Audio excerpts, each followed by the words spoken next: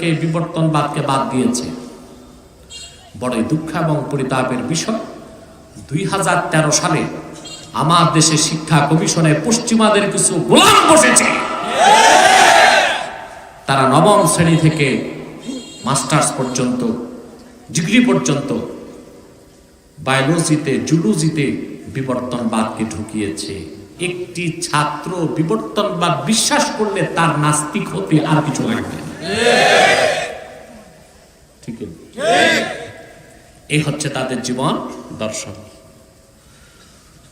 কোরআন কারীমকে যদি জিজ্ঞেস করা হয় মানুষ কেমন ভাবে সৃষ্টি হয়েছে, কোরআন আমাদেরকে মহাসত্যের সন্ধান দিয়েছে। আল্লাহ পাক বলেন, ইয়া আইয়ুহান নাসু ইন্না খালাকনাকুম মিন যাকারিন ওয়া উনসা ওয়া জাআলনাকুম শুউবান ওয়া ক্বাবাইলা লিতাআরাফু ইন্না আকরামাকুম ইনদাল্লাহি আতকাকুম।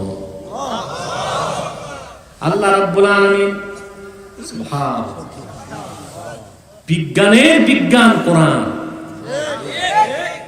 বিজ্ঞানের যে গল্প শোনা না, ওইটা রূপকথার গল্পের মতো। আমরা আগে ঠাকুরমার ঝুলিতে এগুলো পড়তাম। আপনারা পড়ছেন ঠাকুরমার ঝুলি? এই মাওলানার তো ব্রেন স্ট্রোক করবে এভাবে ঘুমাইলে। মাওলানা টাইট হয়ে বসো, জোয়ান মানুষ। প্রিয় বন্ধুগণ, কষ্ট হচ্ছে আপনাদের নাকি?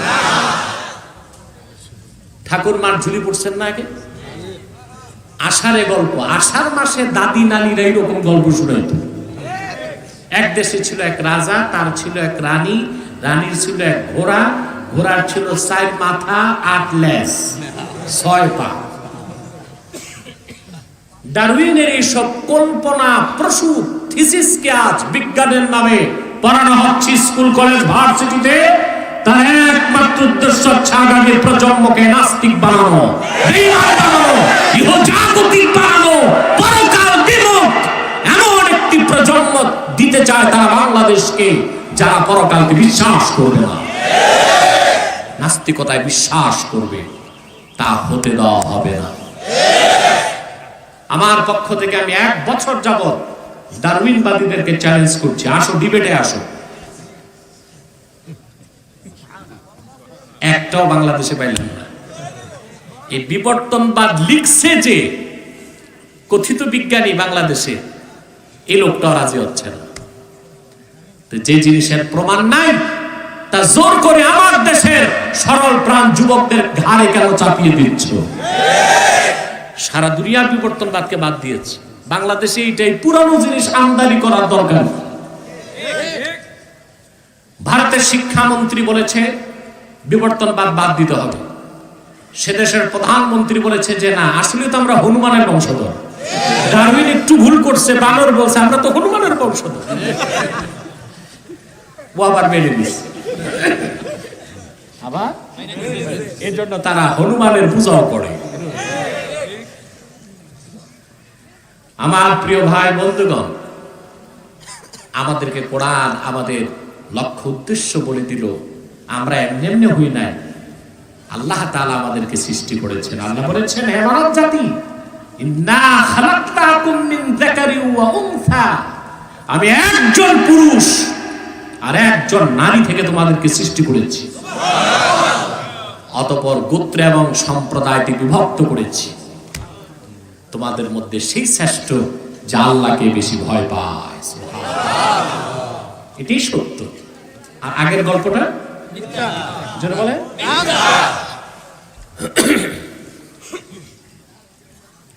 আমার ভাইরা, আল্লাহ তাআলা কথাটি অন্যত্র বলে দিচ্ছেন,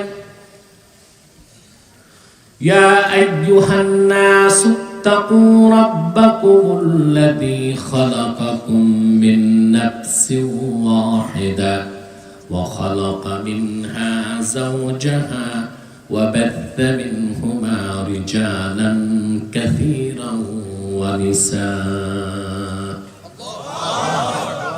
হে মানুষেরা, আল্লাহকে ভয় করো, তোমাদের রবকে, যিনি তোমাদেরকে সৃষ্টি করেছেন একজন পুরুষ থেকে সৃষ্টি করেছেন তার স্ত্রী একজন নারীকে। বিজ্ঞান পূজারীরা বিজ্ঞান করো, তোমরা যে ক্লোনিং খুঁজে পেয়েছো 40 বছর আগে, আল্লাহ সেই ক্লোনিং এর কনসেপ্ট 1000 বছর আগে ফাঁস করেছে। ক্লোনিংটা বুঝেন আপনারা? বিজ্ঞান এখন চাচ্ছে যে একজন মানুষের মতো হুবহু কপি আরেকটা মানুষ তৈরি করা যায় কিনা। আল্লাহ তাআলা মানুষকে পৃথিবীতে বিস্তারের জন্য একটা সিস্টেম করে দিয়েছেন, স্বামী স্ত্রী একত্রিত হতে হবে। এটা হচ্ছে যৌন প্রক্রিয়া। আর ক্লোনিং হচ্ছে অযৌন প্রক্রিয়া। বিজ্ঞান যেটা বলে যে একজন মানুষের দেহকোষ, একটা কোষ নেবেন, এই কোষের মধ্যে আছে সেক্স ক্রোমোজোম, এই সেক্স ক্রোমোজোমের মধ্যে আছে ডিএনএ, ডিঅক্সিরাইবোনিউক্লিক অ্যাসিড। আপনি কি বিজ্ঞানের প্রফেসর? জি, জুলজি পড়াইছেন? সাইকোলজি, কিন্তু উনি জুলজির টিচার। আগে পড়ছে, এটি মনে আছে না? আমিও পড়ছি 26 বছর আগে, এখন সব মনেও নাই। এই যে ডিএনএ, ডিঅক্সিরাইবোনিউক্লিক অ্যাসিড, এই ডিএনএ কে নিয়ে আরেকজন মহিলার ওভাম ডিম্বাণুর মধ্যে সংযোজন করে মানুষ তৈরি করা যায় কিনা তারা চিন্তা করেছে, সফল হয় নাই, কিয়ামত তক সফল হবেও না। কিন্তু এই যে অযৌন প্রক্রিয়ায় মানুষ বানাবার চিন্তা ওরা করছে, সফল কোনোদিন হয় নাই, হবে না। কিন্তু দেখেন আল্লাহ তাআলা কোরআন শরীফে বলেছেন, আদমকে আমি হাত দিয়ে তৈরি করছি আর তার বউকে আদম থেকে তৈরি করছি। সেখানে প্রক্রিয়াটা কি ছিল?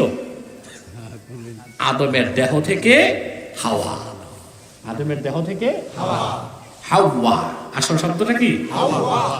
তাহলে আমরা বুঝতে পারছি যে আমাদের সৃষ্টি কে করেছে? যারা বস্তুবাদী, সংশয়বাদী, নাস্তিক, ইহজাগতিক, যাদের আরেকটা নাম হচ্ছে ম্যাটারালিস্ট, বস্তুবাদী, পরকাল বিশ্বাস করে, ইহজাগতিক, এদের আরেক নাম হচ্ছে সেকুলারিস্ট, এদেরই আরেক নাম। যদিও এরা একটু ধোঁকাবাজি করে, কিন্তু আমার কাছে এক বুদ্ধিজীবী হেরে গেছে, দেখছেন আপনারা। সেকুলারিজম ধর্মনিরপেক্ষতার ব্যাখ্যা সে দিতে পারেনি, আমারটা মানতে বাধ্য হয়েছে। সেকুলারিস্ট মানে হচ্ছে ম্যাটারিয়ালিস্ট, বস্তুবাদী, ইহজাগতিক, পরকালের বিশ্বাস তাদের বিশ্বাস, বিজ্ঞান পূজারীদের বিশ্বাস মানুষ বানর থেকে। তো বানর এটা উৎপত্তি জঙ্গলে, আর কোরআন বলতেছে যে না, মানুষের উৎপত্তি জান্নাতে। কোথায় জঙ্গল, কোথায়? সুবহানাল্লাহ, বলবেন না? আল্লাহ রাব্বুল আলামিন বলেন, وَقُلْنَا يَا آدَمُ اسْكُنْ أَنْتَ وَزَوْجُكَ الْجَنَّةَ وَكُلَا مِنْهَا رَغَدًا حَيْثُ شِئْتُمَا وَلَا تَقْرَبَا هَذِهِ الشَّجَرَةَ فَتَكُونَا مِنَ الظَّالِمِينَ। আল্লাহ রাব্বুল আলামিন বলেন, আমি আদমকে ডেকে বললাম, তুমি এবং তোমার স্ত্রী পরমানন্দে জান্নাতে বসবাস করো, যা খুশি প্রাচুর্যের সাথে খাও। সুবহানাল্লাহ বলে। তা আমাদের আদি নিবাস জান্নাত, বাবার বাড়ি জান্নাত। অনেকে চিন্তা করতেছে আমার বাড়ি, বাবার বাড়ি তো বরিশাল, কেউ ভাবতেছে নোয়াখালী, কেউ ফরিদপুর, কেউ টাঙ্গাইল, কেউ ময়মনসিংহ। না, আসলে বাবার বাড়ি কই? জান্নাত।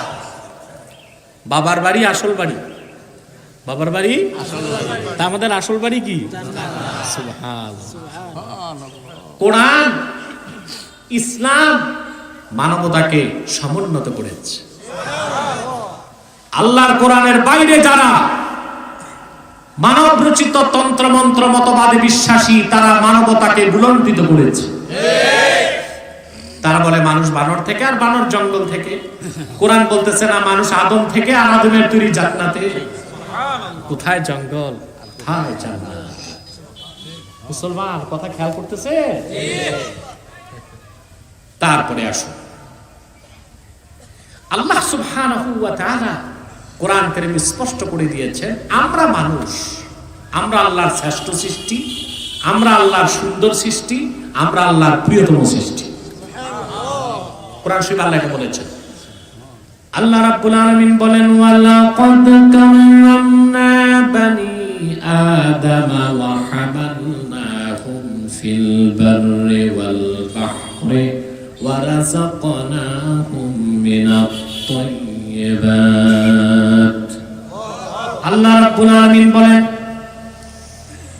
আমি বনি আদমকে গোটা সৃষ্টি জগতের মধ্যে শ্রেষ্ঠত্ব দান করেছি।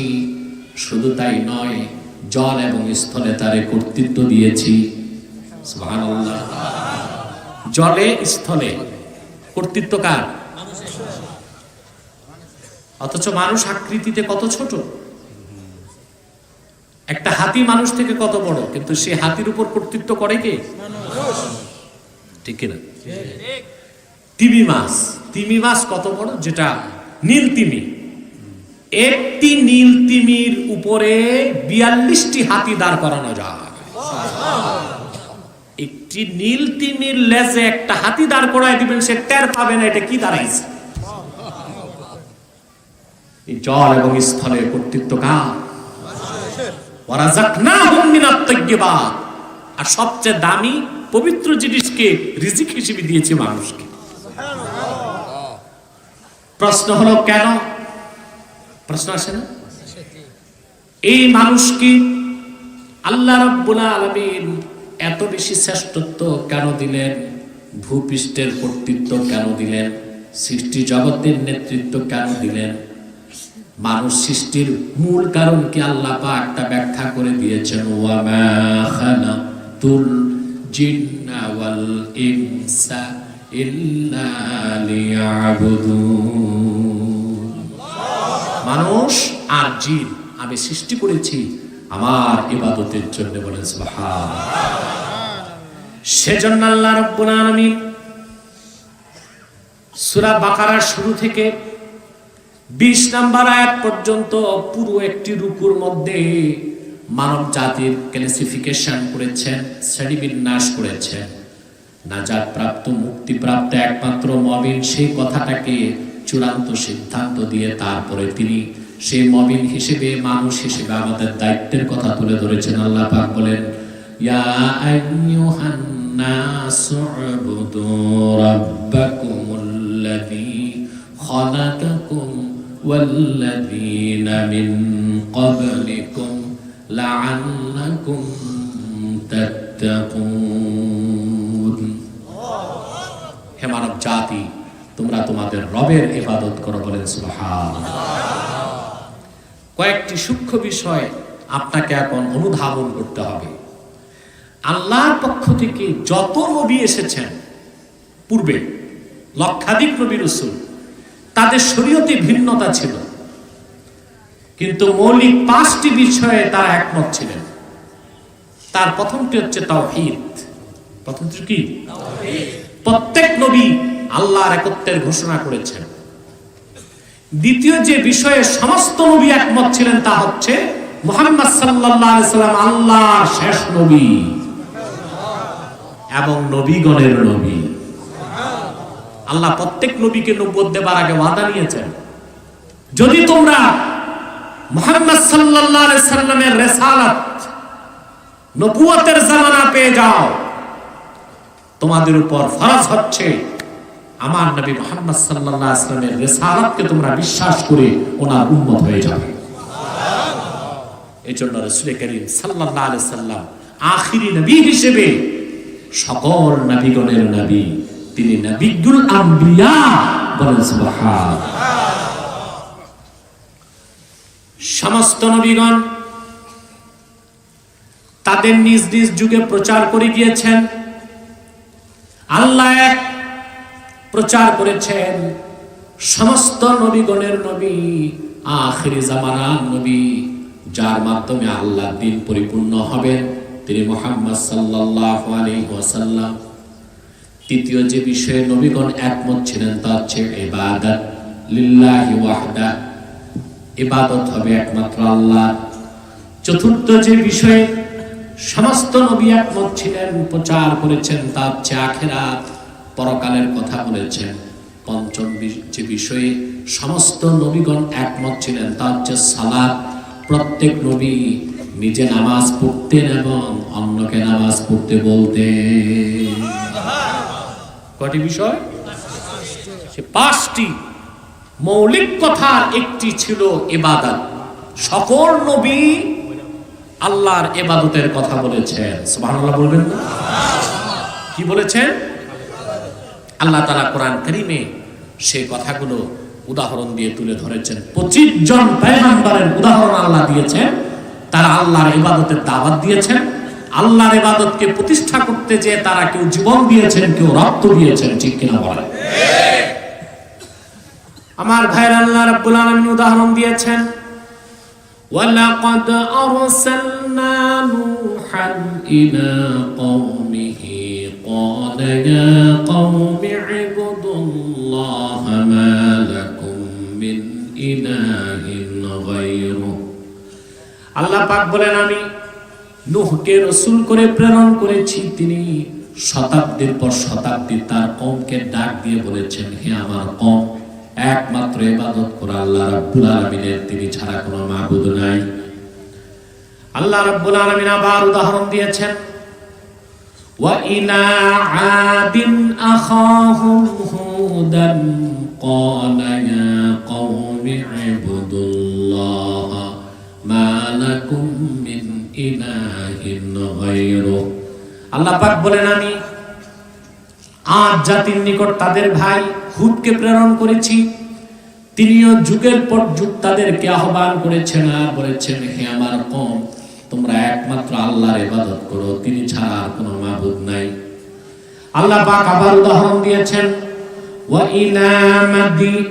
ইলা সামুদ আখাহুম সালিহান ক্বালা ইয়া কওমি ইবুদুল্লাহা মা লাকুম মিন ইলাহিন গায়রুহু। আল্লাহ পাক বলেন, আমি সামুদ জাতির নিকট সালেহকে প্রেরণ করেছি। তিনিও যুগের পর যুগ তার জাতিকে ডেকেছেন আর বলেছেন, হে আমার কওম, তোমরা একমাত্র আল্লাহর ইবাদত করো, তিনি ছাড়া কোনো মাবুদ নাই। আল্লাহ পাক আবার উদাহরণ দিয়েছেন, ওয়া ইলা মাদিয়ানা আখাহুম শুআইবান ক্বালা ইয়া কওমি ইবুদুল্লাহা মা লাকুম মিন ইলাহিন গায়রুহু। আল্লাহ পাক বলেন, আমি মাদিয়ান জাতির নিকট তাদের ভাই শুআয়বকে প্রেরণ করেছি। তিনি যুগের পর যুগ দাওয়াত করে বলেছেন, হে আমার কওম, একমাত্র তোমরা আল্লাহর ইবাদত করো। এভাবে আল্লাহর পক্ষ থেকে যত নবী এসেছেন, রাসূল এসেছেন, তারা মানব জাতিকে আল্লাহর ইবাদতের দাওয়াত দিয়েছেন। সবার শেষে এসেছেন আখিরি নবী, নবীগণের মাথার তাজ মুহাম্মদ সাল্লাল্লাহু আলাইহি ওয়াসাল্লাম। ১৫০০ বছর আগে তিনিও মানুষকে ডাকলেন কি বলে? ইয়া আইয়ুহান নাসু উবুদু রাব্বাকুমুল্লাযী খালাকাকুম ওয়াল্লাযীনা মিন ক্বাবলিকুম লাআল্লাকুম তাত্তাকুন। হে বিশ্বের মানুষ, তোমরা তোমাদের রবের ইবাদত করো। চিন্তা করেন, পূর্বের নবীদের আহ্বানে আর রাসূল করিম সাল্লাল্লাহু আলাইহি ওয়াসাল্লামের আহ্বানে কত পার্থক্য। পূর্বের নবীগণ ডাকলেন, হে আদ, হে সামুদ, হে বনি ইসরাইল, হে আমালেকা, হে মাদিয়ানবাসী, হে সামুদবাসী। রাসূলুল্লাহ বলেন নাই হে কুরাইশবাসী, মক্কাবাসী, বলেছেন হে মানব জাতি। কারণ পূর্বের সমস্ত নবী ছিলেন আঞ্চলিক নবী। আমার রাসূল, তোমার রাসূল, বিশ্ব নবী, গোটা সৃষ্টি জাহানের নবী। বলে সুবহানাল্লাহ। রাসূল করিম সাল্লাল্লাহু আলাইহি সাল্লাম শুধু মক্কাবাসীকে ডাকেন নাই, কারণ তিনি রাহমাতুল লিল আলামিন হিসেবে পৃথিবীর সকল যুগের, দেশের, বর্ণের, বংশের মানুষের জন্য হেদায়েতের চূড়ান্ত নূর কোরআন কারীম নিয়ে এসেছেন। বলে সুবহানাল্লাহ। সেজন্য আহ্বানটা ছিল কি? বিশ্ববাসী, মানব জাতি। বলে সুবহানাল্লাহ। সাউন্ডটা ভালোই আছে। একটু বাড়ানো যায়, একটু বাড়ানো। প্রিয় ভাই বন্ধুগণ, আমি খুব দ্রুত বিষয়টি আপনাদের সামনে উপস্থাপন করছি, আশা করি সহজে বুঝবেন। তবে সময় খুব কম নেব, আমি শারীরিকভাবে অসুস্থ, আর মেন রোড থেকে এত ভিতরে আমি তা জানি না। ইন্টেলিজেন্স ব্রাঞ্চ থেকে আমাকে একটু সতর্ক করা আছে প্রত্যন্ত অঞ্চলে না যাওয়া। কিন্তু আমি জানি না আপনাদের 2 কিলোমিটার কিভাবে 6 কিলোমিটার হয়, সেটা এসে বুঝতে পারলাম যে আমাদের কিলোমিটার আর তাদের কিলোমিটারে পার্থক্য আছে।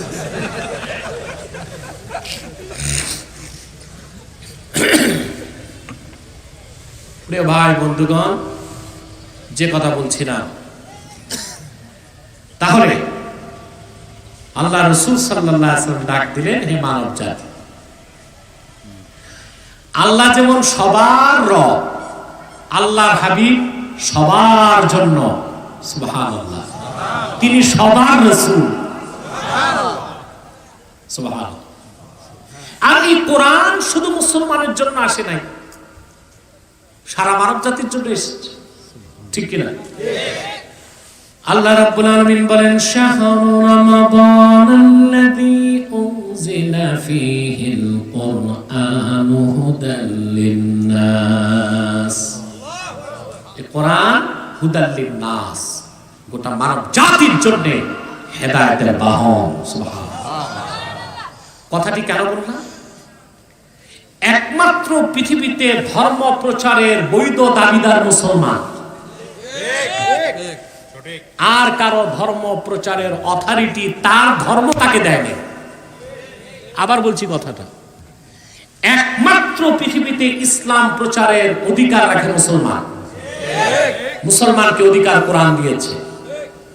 অন্য কোন ধর্মের মানুষ ধর্ম প্রচার করবে, সেই অধিকার তার ধর্মই তাকে দেয়নি।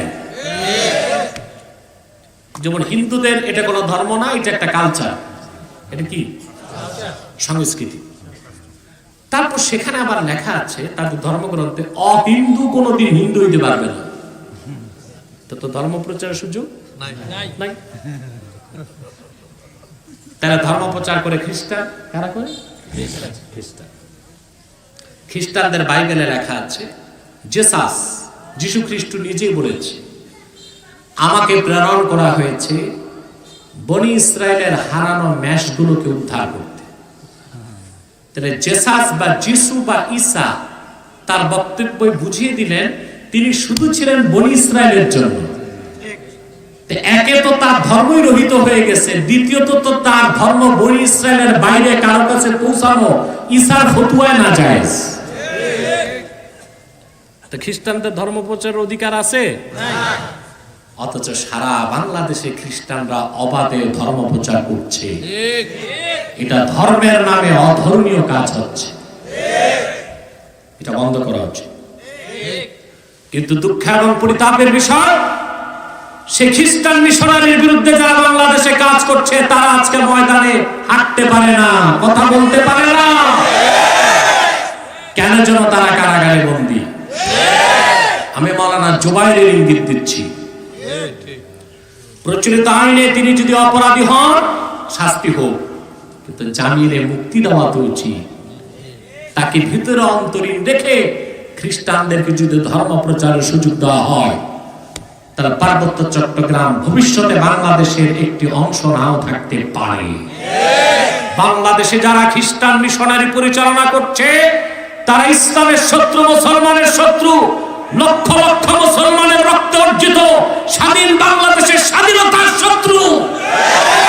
অতএব ইসলামের সুমহান স্বার্থ রক্ষায়, মুসলমানদের মৌলিক অধিকার আদায়ে, দেশের স্বাধীনতাকে রক্ষার জন্য খ্রিস্টান মিশনারির কার্যক্রম বাংলাদেশে বন্ধ করতেই হবে, করতেই হবে।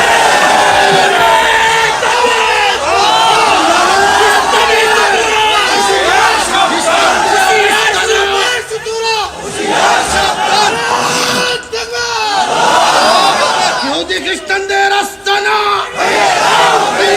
খ্রিস্টানদের আস্তানা সারা বাংলায় থাকবে না।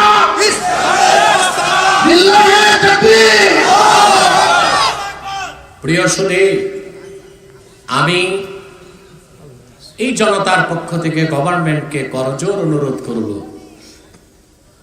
মাওলানা জুবায়ের সহ যারা খ্রিস্টান মিশনারির বিরুদ্ধে কাজ করে গেছে বাংলাদেশে, তারা তো স্বাধীনতার অতন্দ্র প্রহরী, দ্বীনের খাদেম।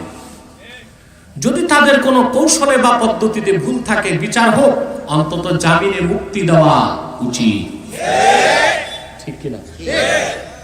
যদি একদিকে ইসলামের পক্ষে যারা প্রচারক, তাদেরকে যদি বাক স্বাধীনতা দেওয়া না হয়, মুক্তভাবে ইসলাম প্রচারের সুযোগ দেওয়া না হয়, তাহলে পশ্চিমাদের মদত পুষ্ট সমস্ত কুফরি ও তাগুতি শক্তি, বিশেষ করে খ্রিস্টান মিশনারি বাংলাদেশে তাদের কালো হাত বসিয়েছে। এমন একদিন আসতে পারে পূর্ব তিমুরের মতো তারা বাংলাদেশের কোন একটি অঞ্চলকে খ্রিস্টান রাষ্ট্র বানাবার আওয়াজ তুলতে পারে।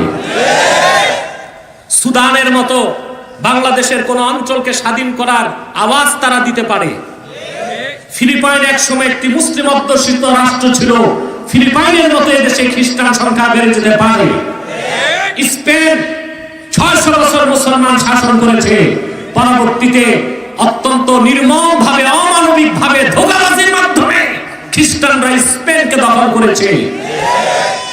14 কোটি মুসলমানের বাংলাদেশে খ্রিস্টানদের সেই স্বপ্ন পূরণ হবে না, হতে দেওয়া হবে না। ইসলামের সুমহান স্বার্থ রক্ষায়, মুসলমানদের মৌলিক দাবিগুলো আদায়ে, আর দেশের স্বাধীনতা সার্বভৌমত্ব রক্ষায় খ্রিস্টানদের সমস্ত ধর্মীয় কার্যক্রম বাংলাদেশে বন্ধ করা হবে। তারা তাদের গির্জায় ধর্ম পালন করুক, আমরা কিছু বলবো না, কিন্তু গির্জার বাইরে ধর্ম প্রচার করা তাদের ধর্মগ্রন্থ অনুযায়ী হারাম কাজ। এটা আমাদের ফতোয়া না, বাইবেলের ফতোয়া। আমাদের ফতোয়ায় তো শুধু হারাম না, শিরক এবং কুফর, কিন্তু তাদের ফতোয়ায়, বাইবেলের ফতোয়ায় কি? কারণ জেসাস, ঈসা রুহুল্লাহ, তাকে জেসাস বলে তারা। উনি নিজেই বলে গেছেন, আমি আসছি বনি ইসরায়েলের জন্য। তাহলে অবনি ইসরায়েল যারা ইহুদি খ্রিস্টান না, তাদের কাছে তাদের ধর্ম পৌঁছানো, এটি কি ধর্মীয় কাজ না ধর্মের নামে অধর্মীয় কাজ? একমাত্র ধর্ম প্রচার করবে কারা? অধিকার কে দিয়েছে? মুসলমান। আল্লাহ রাব্বুল আলামিন বলেন, কুনতুম খায়রা উম্মাতিন উখরিজাত লিন-নাস তা'মুরুনা বিল মা'রুফি ওয়া তানহাউনা 'আনিল মুনকার। তোমরাই শ্রেষ্ঠ জাতি, তোমাদের বের করা হয়েছে লিন-নাস, গোটা মানব জাতির জন্য। সুবহানাল্লাহ বলবেন না? তাহলে রাসূল করিম সাল্লাল্লাহু আলাইহি ওয়াসাল্লাম আল্লাহর ইবাদতের দিকে মানুষকে ডাকলেন। ডাকটা ছিল সার্বজনীন, ডাকটি ছিল বিশ্বজনীন। ইয়া আইয়ুহান নাস, হে মানব জাতি, উবুদু রাব্বাকুম, তোমরা তোমাদের রবের ইবাদত করো। এখন আসেন, সেই ইবাদত করবেন? বড় গলায় বলেন ইনশাআল্লাহ। এখন এই ইবাদতের অর্থ কি, এটা ব্যাখ্যা করে দিচ্ছি। আপনার পিছনে কথা বলবেন না।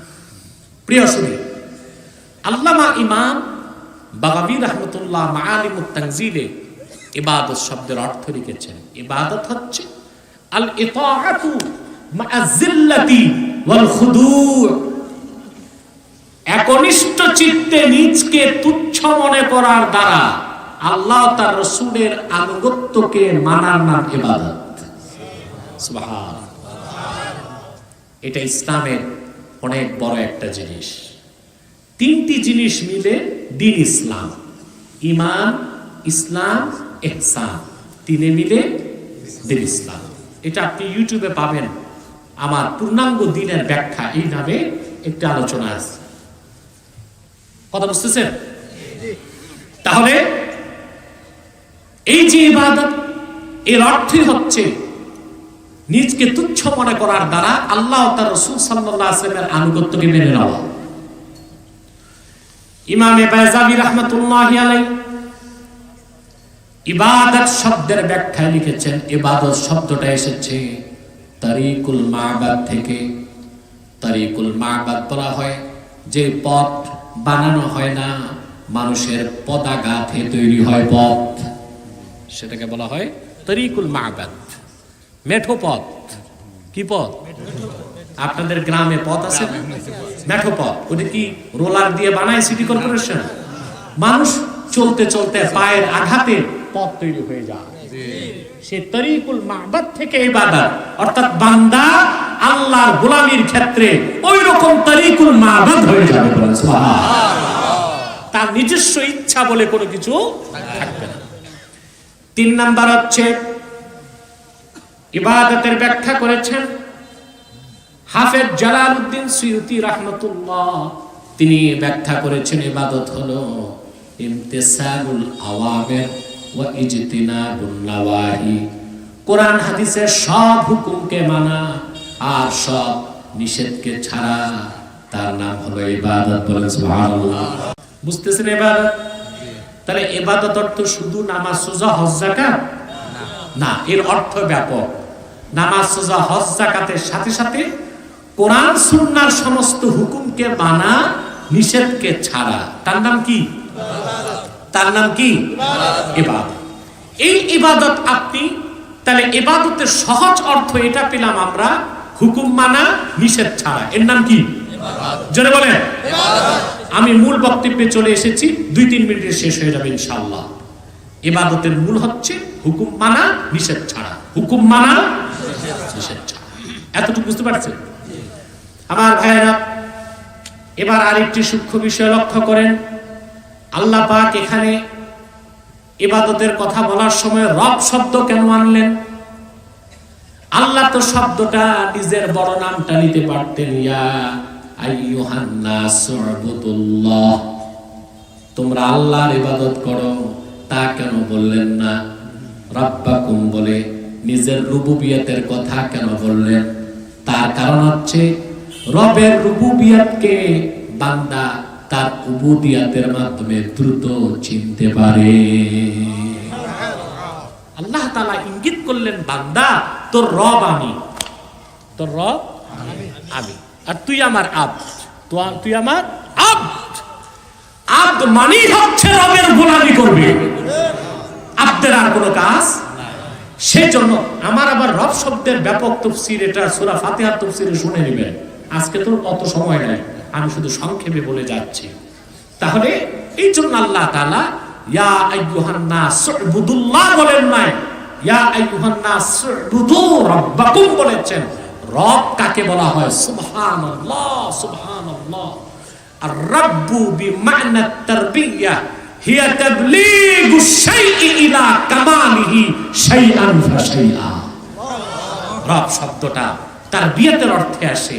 তারবিয়াত হচ্ছে অস্তিত্বহীনকে অস্তিত্ব দান করার পরে হঠাৎ সৃষ্টি না করা, ধাপে ধাপে, ক্রমে ক্রমে, ধীরে ধীরে, আস্তে আস্তে সৃষ্টিকে তার পূর্ণতায় পৌঁছে দেওয়া। এই সবটুকুন কাজকে বলা হয় তারবিয়া। এই কাজ যিনি করেন তাকে বলা হয় রব। আল্লাহ হচ্ছেন রব্বুল আলামিন। সুবহানাল্লাহ, সুবহানাল্লাহ। খেয়াল করেন, রবকে সহজে চিনার ব্যবস্থা কোরআন। সুবহানাল্লাহ।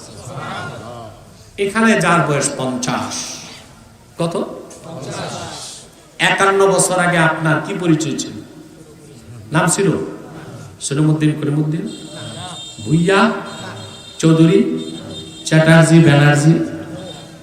আপনার একটা নাম ছিল কিছুই না। কি নাম ছিল? আল্লাহ পাক কোরআন কারীমে বলেন, হাল আতা আলাল ইনসানি হিনুম মিনাদ দাহরি লাম ইয়াকুন শাইআম মাযকুরা। মানুষের জীবনে এমন একটি মুহূর্ত কি আসে নাই মানুষটি উল্লেখযোগ্য কোনো বস্তুই ছিল না, কিছুই না ছিল। সেই কিছুই না থেকে এত সুন্দর মানুষ কে তৈরি করেছেন? জোরে বলেন। 1 ঘন্টায়, 1 দিনে, 1 সপ্তাহে, 1 মাসে, 10 মাসে? আল্লাহ তাআলা সূরা মুমিনুনে সে কথাগুলো বলেছেন, ওয়ালাকাদ খালাকনাল ইনসানা মিন সুলালাতিন মিন তিন সুম্মা জাআলনাহু নুতফাতান ফি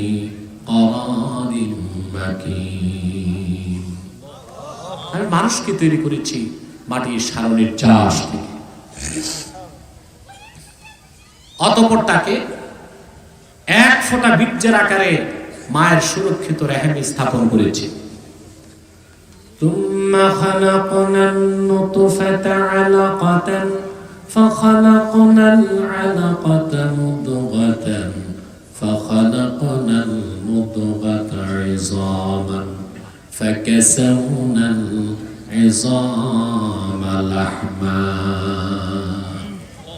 অতঃপর এই মানুষকে 40 দিন পরে আমি সুবহানাল্লাহ বীর্যের স্তর থেকে তাকে রক্তপিণ্ড বানালাম, তারপরে গোশতপিণ্ড বানালাম, তারপরে গোশতের ভিতরে হাড় হাড্ডি তৈরি করলাম, তারপরে গোশতের মসৃণ পোশাক দিয়া হাড়গুলোকে ঢেকে দিলাম, তারপরে পূর্ণাঙ্গ মানুষ রূপে তারে দুনিয়ায় পাঠায় দিলাম।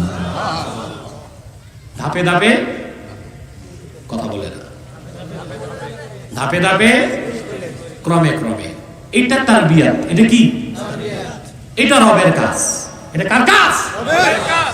তারপরে তিনি বেঁচে থাকার জন্য রিজিক দেন, অক্সিজেন দেন, অসুস্থ হলে সুস্থ করেন, চোখে দৃষ্টি দিয়েছেন, কানে শ্রবণ শক্তি দিয়েছেন, মুখে বাক শক্তি দিয়েছেন, অন্তরে অনুধাবন শক্তি দিয়েছেন, মস্তিষ্কে চিন্তা শক্তি দিয়েছেন, চামড়ায় অনুভূতি শক্তি দিয়েছেন, তারপরে অমূল্য রত্ন ইলম দান করেছেন।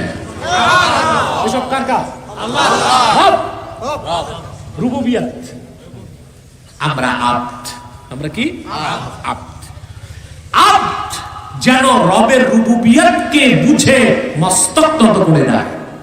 এই জন্য আল্লাহ তাআলা ইবাদতের প্রথম নির্দেশে উবুদুল্লাহ বলেন নাই, উবুদু রাব্বাকুম বলেছেন, তোমরা তোমাদের রবের ইবাদত করো। তার মানে হচ্ছে আব্দ বান্দা অস্তিত্বে আসার পর থেকে তার ইবাদত করবে। এই ইবাদতের জিনজির কোনদিন তার গর্দান থেকে সরবে না। এবার আসেন, ইবাদতের শুরু হলো আলামে আরওয়াহে। কোথায়? আল্লাহ পাক প্রশ্ন করেছিলেন, আলাস্তু বিরাব্বিকুম, আমি কি তোমাদের রব নই? আমরা জবাব দিয়েছিলাম বালা। সেটা আল্লাহর আনুগত্যকে মেনে সেখানে ইবাদত করেছি। সুবহানাল্লাহ বলবেন। আদমকে সৃষ্টির পরে আল্লাহ ইবাদত চালু করলেন জান্নাতে। কোথায়? জান্নাতে। কোরআন কারীম সাক্ষী। আল্লাহ আদমকে ডাক দিয়ে বললেন, উসকুন আনতা ওয়া যাওজুকাল জান্নাহ ওয়া কুলা মিনহা রাগাদা। তুমি তোমার বউ জান্নাতে থাকো, যা খুশি প্রাচুর্যের, রাগাদা মানে ওয়াসিয়া, প্রাচুর্যের সাথে খাও। এটা আদেশ। আরেকটা নিষেধ করলেন, ওয়ালা তাকরাবা হাযিহি শাজারা, এই গাছটার কাছে যেও না। এই আদেশ আর নিষেধ এর বলে ইবাদত। আরে কাদেরকে নিয়ে বসছি আমি? মনে হয় কবরস্থানের মানুষগুলো সব উঠে আসছে। ঘুমাচ্ছেন নাকি? কে কে ঘুমান? হাত উঠান। এক দুইজন হাত উঠাইছে। সে যাই হোক, তাহলে আদেশ মানা নিষেধ ছাড়া তাকে বলা হয় কি? ইবাদত। এই ইবাদতটা শুরু হলো কোথায়? আল্লাহ বলছেন বেহেশতে সবকিছু খাও, আদেশ। এই গাছটার কাছেও এটা কি? ওয়ালা তাকরাবা হাযিহি শাজারা, এই একটা গাছের কাছে যেও না, নিষেধ। এটাই ছিল ইবাদত। সুবহানাল্লাহ। তারপরে ঘটনা তো বললে কিছু বুঝবেন না, অনেক লম্বা হয়ে যাবে। আদম হাওয়া আল্লাহর হুকুমটা মানতে পারে নাই, তারা দায়ী না, দায়ী শয়তান। আমাদের মধ্যে অনেক অসতর্ক বক্তা ইচ্ছা মতো আদম আলাইহিস সালাম আর মা হাওয়াকে গালিগালাজ করে, কিন্তু তার জানা নাই সে তার বাপকে গালি দিচ্ছে, তার জানা নাই সে একজন নবীর সমালোচনা করছে। আচ্ছা, আপনার বাপ যদি খারাপও হয়, সন্তান হিসেবে তার সমালোচনা করা যায়? এটা কি হালাল জাদার কাজ না হারাম জাদার কাজ? তা আদম আলাইহিস সালাম দোষ করছেন, এটা আমরা কেমনে বলবো? আরে এটা তো আল্লাহ বলতে পারেন, আমরা বলতে পারি না। বাবা দোষ করছে, দাদা বলতে পারে, ছেলে না, নাতি বলতে পারে না। আদম অপরাধ করছে, ফাআসা আদম রাব্বাহু ফাগাওয়া, এটা তো আল্লাহ বলছে। আদম নাফরমানি করছে, সীমালঙ্ঘন করছে। আরে ভাই আমি কেমনে বলবো? এটা তো আল্লাহ বলছে। আমাকে বলতে হবে, রেফারেন্স দিতে হবে, আল্লাহ বলেছেন আদম নাফরমানি করছে, বাট আমি বলতে পারি না আদম নাফরমানি করছে। বাবার সমালোচনা এটা হালাল জাদার কাজ না। বাবা তো শুধু বাবা না, ছিলেন নবী। কথা বুঝছেন ভাই সাহেব? না ঢুকে না মাথায়? তাহলে ইবাদত শুরু কই? আসলেন আদম হাওয়া দুনিয়াতে। এখানে আসার পর আল্লাহ সুবহানাহু ওয়া তাআলা তাকে দুটো কাজ দিলেন, ইবাদত আর দিলেন খেলাফত। সেই খেলাফতের কথা আল্লাহ তাআলা সূরা বাকারা 30 নম্বর আয়াতে বলেছেন, وَإِذْ قَالَ رَبُّكَ لِلْمَلَائِكَةِ إِنِّي جَاعِلٌ فِي الْأَرْضِ خَلِيفَةً। মুহাম্মদ সাল্লাল্লাহু আলাইহি ওয়াসাল্লাম, আপনি স্মরণ করুন সেই সময়ের কথা যখন আপনার রব ফেরেশতাদেরকে বললেন, আমি জমিনে আমার খলিফা নিযুক্ত করতে চাই। খলিফা মানে টেইলার, স্থলাভিষিক্ত। কুখ্যাত ইংরেজরা কোরআন হাদিসের সম্মানিত পরিভাষাগুলোকে বিভিন্ন ক্ষেত্রে প্রয়োগ করেছে আমাদের ইমানে আঘাত করতে। দর্জি এর নাম দিয়েছে খলিফা, টেইলার। আবার ম্যারেজ রেজিস্টার, এক বগলে ছাতা আর এক বগলে খাতা দৌড়ায়, এর নাম দিয়েছে কাজী। এ তো কাজী না, ম্যারেজ রেজিস্টার নাই আপনাদের দেশে? এক বগলে ছাতা আর এক বগলে খাতা, এই বিয়ে বাড়িতে দৌড়ায়, এর নাম দিয়েছে কাজী।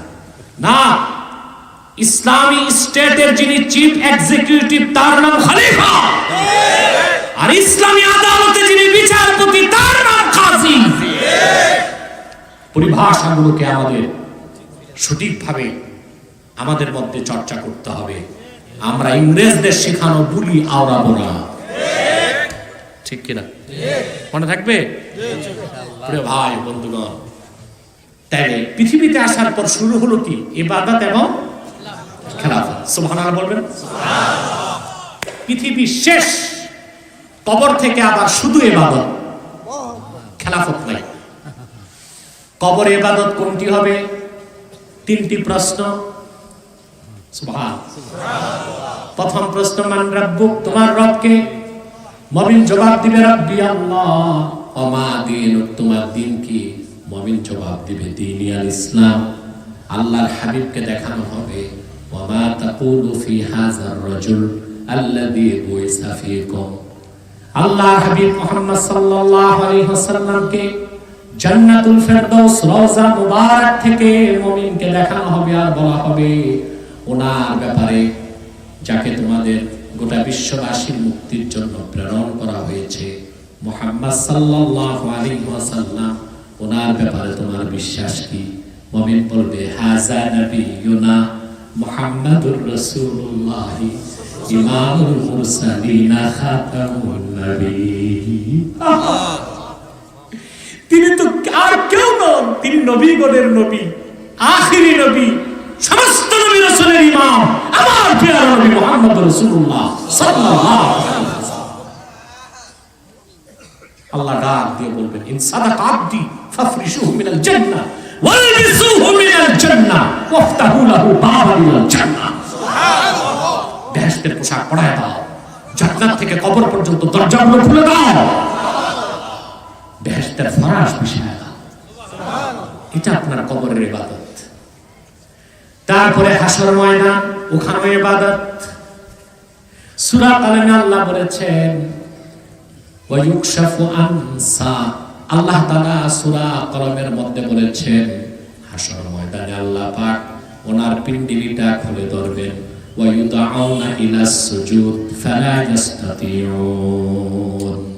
আল্লাহ পাক ওনার পিণ্ডলি মোবারক, এই যে হাঁটুর নিচে টাকনু থেকে হাঁটু পর্যন্ত যে জায়গা, এটাকে বলা হয় সাক। কি বলা হয়? ইংরেজিতে বলে, উর্দুতে বলে পিণ্ডলি। আল্লাহ তাআলা এই পিণ্ডলির একটা অংশ প্রকাশ করবেন, নূরের তাজে তাজাল্লিতে গোটা হাসর ময়দান উজ্জ্বল হয়ে যাবে। মানব জাতিকে ইউদাউনা ইলা সুজুদ বলা হবে, আল্লাহকে সাজদা করো। মুমিনরা সাজদা করবে, কাফেররা কেউ সাজদা করতে পারবে না। ইবাদতের হাসর ময়দানে মুমিন চলে যাবে জান্নাতে, সেখানেও ইবাদত। তবে সেখানে নামাজ রোজা নাই, সেখানে ইবাদত কি হবে?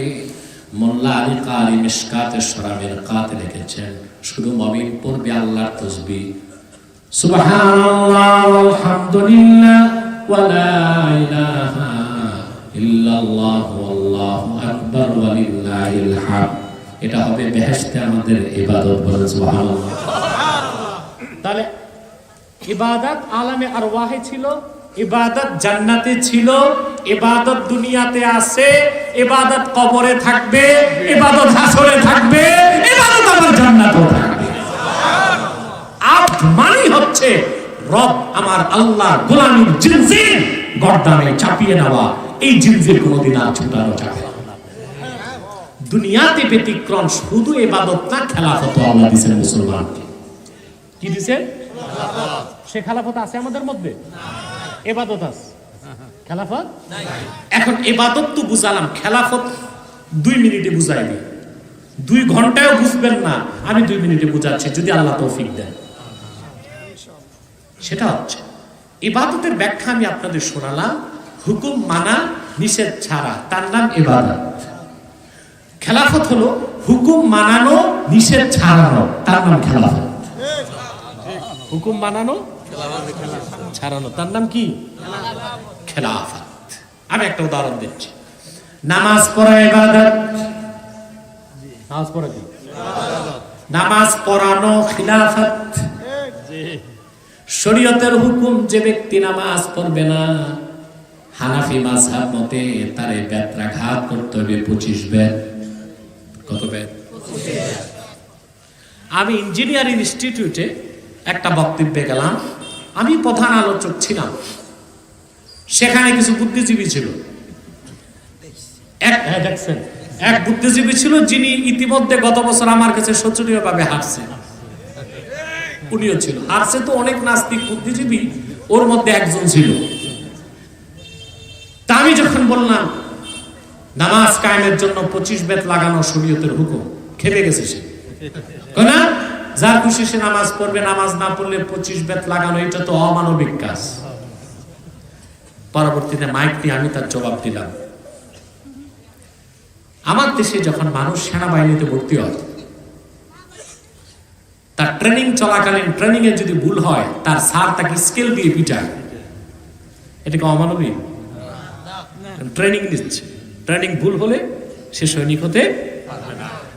আমরা প্রতিদিন আল্লাহ তাওহীদের ঘোষণা দিচ্ছি 5 বার নামাজের মাধ্যমে, এটা একরকম ট্রেনিং। অতএব এই ট্রেনিং এ গাফলতি করলে আল্লাহর হুকুম তারে ব্যাত লাগাও, এটা অমানবিক হতে পারে না। আল্লাহ এটা বলেন নাই যে কাফের মুশরিক নামাজ না পড়লে পিটাও, আল্লাহ বলছেন মুসলমান নামাজ না পড়লে পিটাও। মুসলমান নামাজ না পড়লে পিটাও।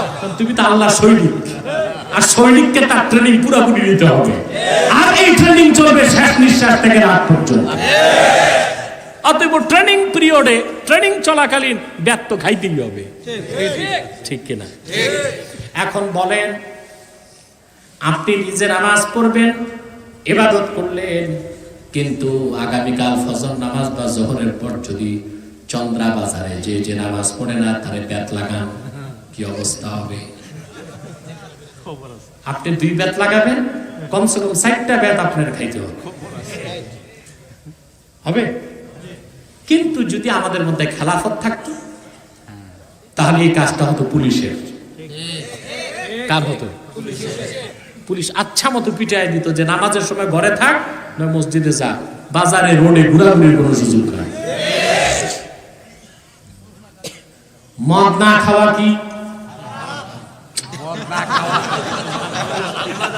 মদ না খাওয়া ইবাদত। এখন যে মদ খায়, ওরে মদ পানে বাধা দেওয়া খেলাফত।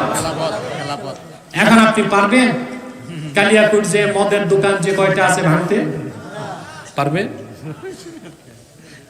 যদি এলাকার 40 ইমাম সাহেব 10,000 মুসল্লি নিয়ে জুমার দিন বের হয়, যে দেখবে মদের দোকানগুলোর সামনে পুলিশ ভাইরা দাঁড়ায় আছে,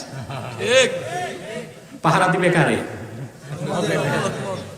পুলিশের কোনো দোষ নাই, সে প্রজাতন্ত্রের কর্মী, প্রজাতন্ত্রের গোলামি তারে করতেই হয়। ওই লোক মদ কিনেছে লাইসেন্স দিয়ে এবং ট্যাক্স দিচ্ছে, তাকে পাহারার দায়িত্ব গভর্নমেন্ট নিয়েছে। এটা সিস্টেমের দোষ। কিসের দোষ? আমরা যদি ইবাদতের সাথে খেলাফত কায়েম করতে পারতাম তো 10,000 মুসল্লির দরকার হইতো না, একজন এসপি লাগতো না, এএসপি 2জন সিপাহী নিয়ে আসলে ওই বেটা শরাব ব্যবসায়ী তার শ্বশুর বাড়ি পালাবার পথ খুঁজে পেত। তাহলে ইবাদত এবং খেলাফত, বুঝতে পেরেছেন? এখন আমাদের মেসেজ কি? আমাদের ইবাদতের পাশাপাশি খেলাফতের চিন্তা করতে হবে। আল্লাহ যা তৌফিক দান করেন। আমিন। সাদাকাল্লাহুল আযীম ওয়া সাদাকা রাসূলুহুন নবিয়ুল কারীম। মাদ্রাসায় পাঠিয়ে দাও। ওয়া নাহনু আলা যালিকা মিনাশ শাহিদিন ওয়াশ শাকিরিন আলহামদুলিল্লাহি রাব্বিল আলামিন। এই ইউটিউবার সব দাঁড়ায় গেছে। বসো বসো বসো, আমি উঠি নাই তো, বসো। এখনই কি মাইকগুলো খুলবে? কার আগে কে? এই একটা। প্রিয় সুধী, এগুলো পিছিয়ে পাঠিয়ে দেন। আপনারা খুব কষ্ট করেছেন, আমি আর কষ্ট দিচ্ছি না।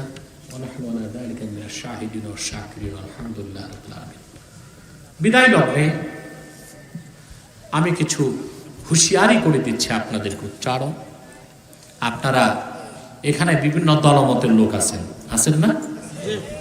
কিন্তু এখানে দলীয় কোনো কোন্দল আছে? নাই। কেন নাই? এখানে আওয়ামী লীগ আছে, বিএনপি আছে, জাতীয় পার্টি আছে, জামাত আছে, সব দলের লোক আছে। কিন্তু এখানে কোনো সংঘাত আছে? মিছিল মিটিং, হরতাল পিকেটিং? কারণ আমরা দলের পরিচয়ে কেউ আসি নাই, আমাদের একটাই পরিচয়, আমরা মুসলমান। আজকে এক দলে কত কোন দল দেখেন না? ইউপি নির্বাচনে কি হচ্ছে বাংলাদেশ? AK-47 নিয়ে দৌড়াচ্ছে মানুষ। আমি রসিকতা করে বলেছি, তা তো জাতীয় নির্বাচনে ট্যাঙ্ক কামান লাগবে, যে অবস্থা এখন। এখানে কোনো কোন্দল আছে? এই তোমরা কোথায় যাচ্ছ মুনাজাত না করে? তোমরা কি আউলিয়া কেরাম নাকি? মুনাজাত লাগে না? কথা খেয়াল করছেন? আমরা এখানে যে বসেছি, আমাদের মধ্যে কোনো কোন্দল নাই, সংঘাত নাই, কিচ্ছু নাই। তার কারণ একটা, আমাদের একটা পরিচয়, আমরা এখানে এসেছি, আমরা মুসলমান। আমরা কি মুসলমান? যদি আমাদের অন্য কোনো পরিচয় থাকতো এতক্ষণ এখানে বসা যেত না। আমি আপনাদের করজোর অনুরোধ করব, আপনারা মুসলমানে রক্তপাত করবেন না। যদি কেউ আপনার রাজনৈতিক প্রতিপক্ষ হয়, তাকে রাজনীতি দিয়ে মোকাবেলা করবেন। সহিংসতা, সংঘাত, রক্তপাত এটা মুসলমানে করতে পারে না। একজন মুসলমান যে হত্যাকারী আর যে নিহত, যদি লড়াইতে দুইজন, একজন মরে একজন মারে, দুটোই জাহান্নামে যাবে। কোথায় যাবে? এই কাজটি করবেন না আপনারা। আমাদের মধ্যে যদি জাতীয় ঐক্য না থাকে, তাহলে আমাদের ভবিষ্যৎ খুব অন্ধকার হয়ে যাবে। বাংলাদেশ এখন শুধু বাংলাদেশ নিয়ে চিন্তা করলে হবে না, বিশ্ব রাজনীতিতে বাংলাদেশ এখন ট্রাম্প কার্ড হয়ে যাচ্ছে। পরাশক্তিগুলোর দৃষ্টি এখন বাংলাদেশ। কিভাবে আমাদের খনিজ সম্পদ চুরি করা যায়, কিভাবে আমাদের সেন্ট মার্টিনকে দখল করা যায়, কিভাবে আমাদের পার্বত্য চট্টগ্রামকে ছিন্ন করে একটা খ্রিস্টান রাষ্ট্র বানানো যায়। এই চক্রান্ত মোকাবেলায় দলমত নির্বিশেষে সকল মুসলমানকে ঐক্যবদ্ধ হইতে হবে। আমি আপনাদেরকে অনুরোধ করে যাচ্ছি, 3টি বিষয়ে ঐক্যবদ্ধ হয়ে যান: ইসলাম, মুসলমান, স্বাধীন বাংলাদেশ। এই 3টি স্বার্থ রক্ষায় আমাদের ঐক্যবদ্ধ হতে হবে। রাজি আছেন? ইসলাম, মুসলমান ও স্বাধীন বাংলাদেশের বিরুদ্ধে চক্রান্ত করে যাচ্ছে দুটো অমুসলিম সম্প্রদায়। একটি হচ্ছে কুখ্যাত কাদিয়ানি সম্প্রদায়। নিঃসন্দেহে তারা অমুসলিম এবং কাফের। তাদেরকে যারা কাফের বলবে না, তারাও কাফের। কারণ তারা আল্লাহর আখির নবী মুহাম্মদ সাল্লাল্লাহু আলাইহি ওয়াসাল্লামকে আল্লাহর শেষ নবী হিসেবে বিশ্বাস করে না। চিল্লায় বলেন এই জন্য তারা কি? জোরে বলেন। সবাই জনগণের দিকে বসেন। তারা কি? তাদেরকে যারা কাফের বলবে না তারা কি? তাদের আকীদা ইহুদি খ্রিস্টানের চেয়েও খারাপ। কাদিয়ানীদের বিশ্বাস 1857 সালে কোরআন শরীফ বাতিল হয়ে গেছে, বাজেয়াপ্ত হয়ে গেছে।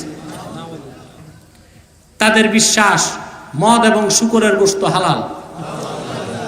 তাদের বিশ্বাস খ্রিস্টানরাও নাজাত প্রাপ্ত এবং বেহেশতে যাবে।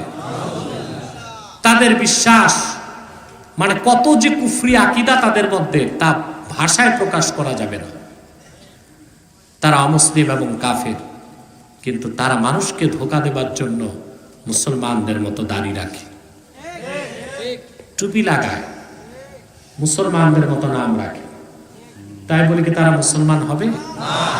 আরে ভাই, দাড়ি রাখলে কেউ যদি মুসলমান হতো তো রবীন্দ্রনাথ ঠাকুরের চেয়ে বড় মুসলমান কে হইত? সে কি মুসলিম ছিল? আবার এখন যে আছে এই ব্যাটারটা লম্বা হইতেছে, নাভি পর্যন্ত গেছে মোটামুটি, সেও কি মুসলিম না অমুসলিম? নাম রাখলে মুসলমান হওয়া যায়? এক শয়তান বোতলে পেশাব করে লেবেল লাগিয়েছে শরবত। ওটা কি শরবত হবে? ভিতরে কি? তদ্রুপ কাদিয়ানীরা অমুসলিম। আব্দুল আউয়াল, আব্দুস সামাদ, মুবাশশির আলী, কবির চৌধুরী এসব নাম রাখার দ্বারা তারা মুসলমান হতে পারে না। আমার ভাইয়েরা, আমার বন্ধুরা, আমার আল্লাহ নূর নবীজি আমার মুহাম্মদ সাল্লাল্লাহু আলাইহি ওয়াসাল্লামের ইসলাম ও কোরআনের হাজার হাজার হাজার বছর পরে বর্তমান ভারতের কুখ্যাত পাঞ্জাবের কুখ্যাত গুরুদাসপুরের কুখ্যাত কাদিয়ানে ইংরেজ আমলে এক শয়তান নিজকে নবী দাবি করছে। চিল্লায় বলেন নাউজুবিল্লাহ। শয়তান নাম রেখেছিল তার বাপ মির্জা গোলাম আহমদ কাদিয়ানী। সাবধান, তাকে গোলাম আহমদ বলা যাবে না, কারণ গোলাম আহমদ অর্থ আহমদ এর গোলাম। কোন কাফের কোনদিনও গোলাম আহমদ এর গোলাম হতে পারে না। আর কাদিয়ানের কাযযাব ছিল কুখ্যাত কাফের, ইংরেজদের পা চাটা গোলাম। সে গোলাম আহমদ এর গোলাম ছিল না, সে ছিল কুখ্যাত শয়তানের কুখ্যাত গোলাম। কাদিয়ানের কাযযাব, মিথ্যানবতের দাবিদার মির্জা গোলাম শয়তান কাদিয়ানির উপর গজব এসেছে 1908 সালে। যখন গজব এসেছে, কাদিয়ানের কাযযাব মিথ্যানবতের দাবিদার মির্জা গোলাম শয়তান কাদিয়ানি 1908 সালে ধ্বংস হয়ে কুখ্যাত জাহান্নামের কুখ্যাত কুকুরে পরিণত হয়েছে। তার অনুসারীরাও ধ্বংস হয়েছে। বর্তমানে কিছু কাদিয়ানি বাংলাদেশে আছে, যারা বিভিন্ন রাজনৈতিক দলে ঘাপটি মেরে বসে আছে, বিভিন্ন শিক্ষা প্রতিষ্ঠানে ঘাপটি মেরে বসে আছে। 2013 সালে যে শিক্ষা কমিশন গঠন করা হয়েছিল, সেটার চেয়ারম্যান ছিল কবির চৌধুরী, একটা কাদিয়ানি। আর সেই সুযোগেই সে বিবর্তনবাদের মতো কুফরি মতবাদকে বইতে ঢুকায় গেছে। এইভাবে বিভিন্ন ডিপার্টমেন্টে এবং সংগঠনে বাংলাদেশে তারা ঘাপটি মেরে বসে আছে। তারা মানুষকে ধোঁকা দিতে নাম পরিবর্তন করে করে মিথ্যা পরিচয় দেয়। কখনো নিজেদের পরিচয় দেয় আহমদী জামাত, কখনো বলে আহমদিয়া জামাত, কখনো বলে আহমদী সম্প্রদায়, কখনো বলে আহমদিয়া সম্প্রদায়, কখনো বলে আহমদী মুসলিম জামাত, কখনো বলে আহমদিয়া মুসলিম জামাত। সাবধান, যত কাদিয়ানি ছিল আছে থাকবে, তারা কেউ আহমদী জামাত নয়, আহমদিয়া জামাত নয়, আহমদী সম্প্রদায় নয়, আহমদিয়া সম্প্রদায় নয়, আহমদী মুসলিম জামাত নয়, আহমদিয়া মুসলিম জামাত নয়, তারা শয়তানি জামাত, কুখ্যাত জাহান্নামের কুখ্যাত কুকুরের দল। আমাদের সকল দলের একটাই দাবি, অনতিবিলম্বে স্বাধীন বাংলায় শয়তান কাদিয়ানীদেরকে রাষ্ট্রীয়ভাবে অমুসলিম ঘোষণা করতেই হবে, করতেই হবে, করতেই হবে। এই দাবি আদায়ে শামিল হয়ে যাব আল্লাহ। চিন্তা করেন মুসলমান, খেয়াল করছেন কথা? আদম আলাইহিস সালামকে আল্লাহ তাআলা আপন হাবিব মুহাম্মদ সাল্লাল্লাহু আলাইহি ওয়াসাল্লামের উসিলায় আদমকে maaf করলেন। তওবা কিভাবে করবে শব্দ শিখায় দিলেন। আদমকে maaf করে আল্লাহ ক্ষান্ত হন নাই, বরং আল্লাহ ঘোষণা করে দিলেন, আদম তওবার দরজা খোলা রাখলাম, তোমার যত সন্তান দুনিয়ায় গুনাহ করবে, তওবা করবে, আমি আল্লাহ ক্ষমা করতেই থাকবো। প্রত্যেক নবীর উম্মতের জন্য তওবা ছিল, কিন্তু রাসূলুল্লাহর উম্মতকে আল্লাহ দিলেন স্পেশাল তওবা। পূর্বের নবীর উম্মত গুনাহ করলে, অপরাধ করলে তাদের শাস্তি হতো মৃত্যুদণ্ড। কি? যেমন মুসা আলাইহিস সালাম গেছেন তুর পাহাড়ে, সামিরি নাম শুনছেন না? বনি ইসরায়েলের সে ছিল একটা ইঞ্জিনিয়ার। সে সোনা দিয়া রূপা দিয়া আগুনে গলিয়ে একটা বাছুর তৈরি করছে। আর জিবরিল আলাইহিস সালাম ঘোড়া নিয়ে যে আসতেন, সে দেখেছিল ঘোড়ার পা যেখানে লাগতো ঘাস হতো, ওই বরকতের মাটিটা সে পোটলা বানায় রেখে দিয়েছিল। বাছুর তৈরি করে সে বরকতের মাটি বাছুরের মুখে দিতেই সেটা জীবন্ত হয়ে হাম্পা হাম্পা করা শুরু করে দিয়েছে। তারা যখন হযরত মুসা আলাইহিস সালাম তুর পাহাড় থেকে ফিরে এসে দেখেন বনি ইসরায়েলের এক বিরাট সংখ্যক লোক বাছুর পূজা করতেছে। কি করতেছে? তিনি আল্লাহর কাছে কাঁদলেন। ঘটনা তো বড়, আমি সংক্ষেপে বলছি। আল্লাহর কাছে কাঁদলেন, আল্লাহ তওবার ব্যবস্থা করো। আল্লাহ তওবা দিয়েছেন, কিন্তু যারা যারা শিরকে লিপ্ত হয়েছে প্রত্যেককে আল্লাহ তাআলা হত্যার নির্দেশ করেছিলেন। শুধু তওবা না, মৃত্যুদণ্ড। বনি ইসরায়েলকে তিহ ময়দানে আল্লাহ আটকায় দিয়েছেন শাস্তি। কিন্তু মুসলমান তুমি চিন্তাও করতে পারবে না, আখিরি নবী মুহাম্মদ সাল্লাল্লাহু আলাইহি ওয়াসাল্লামের খাতিরে আল্লাহ পাক উম্মতে মুহাম্মাদীকে এমন তওবা দিয়েছেন যে তওবায় কোনো শর্ত নাই, কোনো বড় ধরনের শাস্তি নাই, কোনো বড় কাফারা নাই। শুধু তওবা নিয়ম মোতাবেক করলেই সব গুনাহ মাফ হয়ে যাবে।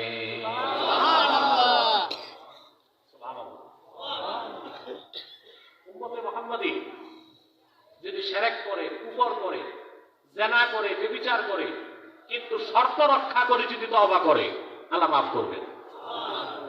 আল্লাহ পূর্বের নবীদেরকে এই সুযোগ আল্লাহ দেন নাই। এটা মুহাম্মদ সাল্লাল্লাহু আলাইহি সাল্লামের সদকায় উম্মতে মুহাম্মাদীকে আল্লাহ দান করেছেন। কথাটি বুঝাবার জন্য আমি সহিহ হাদিস থেকে একটি হাদিস শোনাচ্ছি। মক্কা বিজয় হয়ে গেল, হযরত ওয়াহশী আল্লাহর হাবিবের কাছে আসলেন। ওয়াহশী কোন ওয়াহশী? হযরত আমির হামজার হত্যাকারী।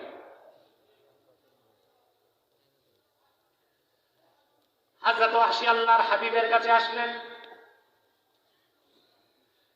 এসে বললেন, ইয়া রাসূলুল্লাহ, ইয়া হাবিবাল্লাহ, আতাইতুকা মুস্তাজিরান উরিদু আন উসলিমা ওয়ালাকিন লা উসলিমু হাত্তা আসমা'a কালামাল্লাহ।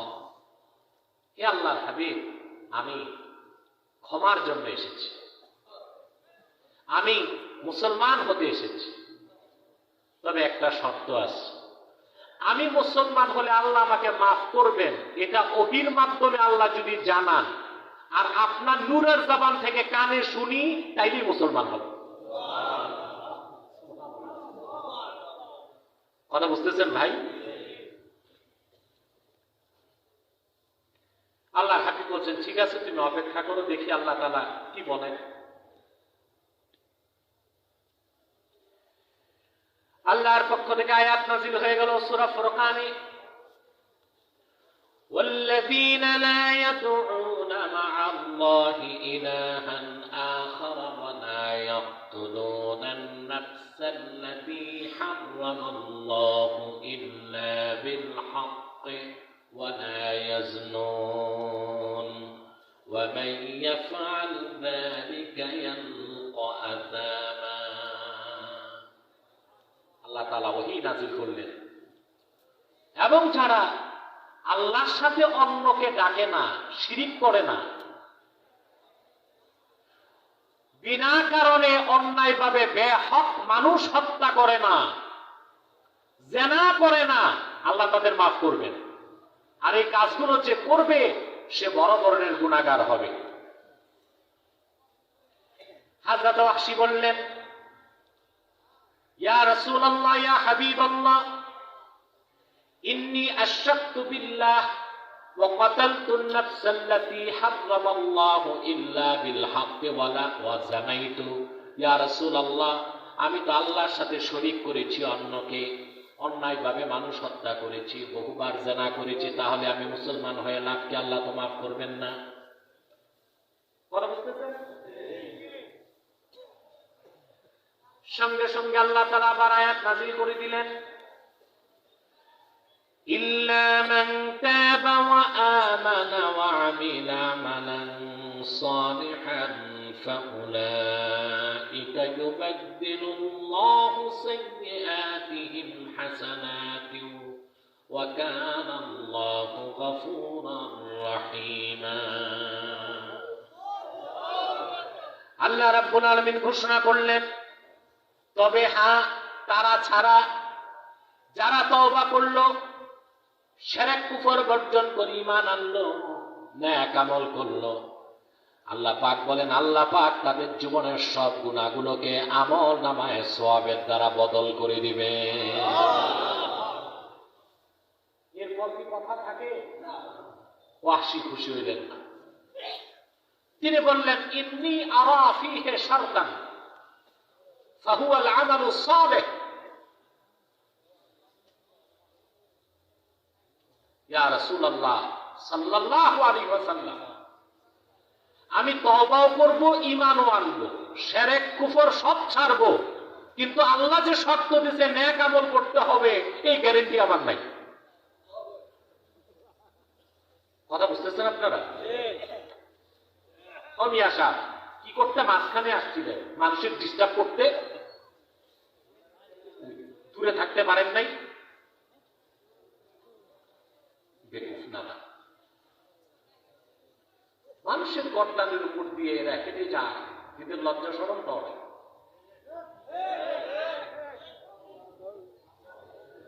প্রিয় ভাই বন্ধুগণ, কথা খেয়াল করতেছেন?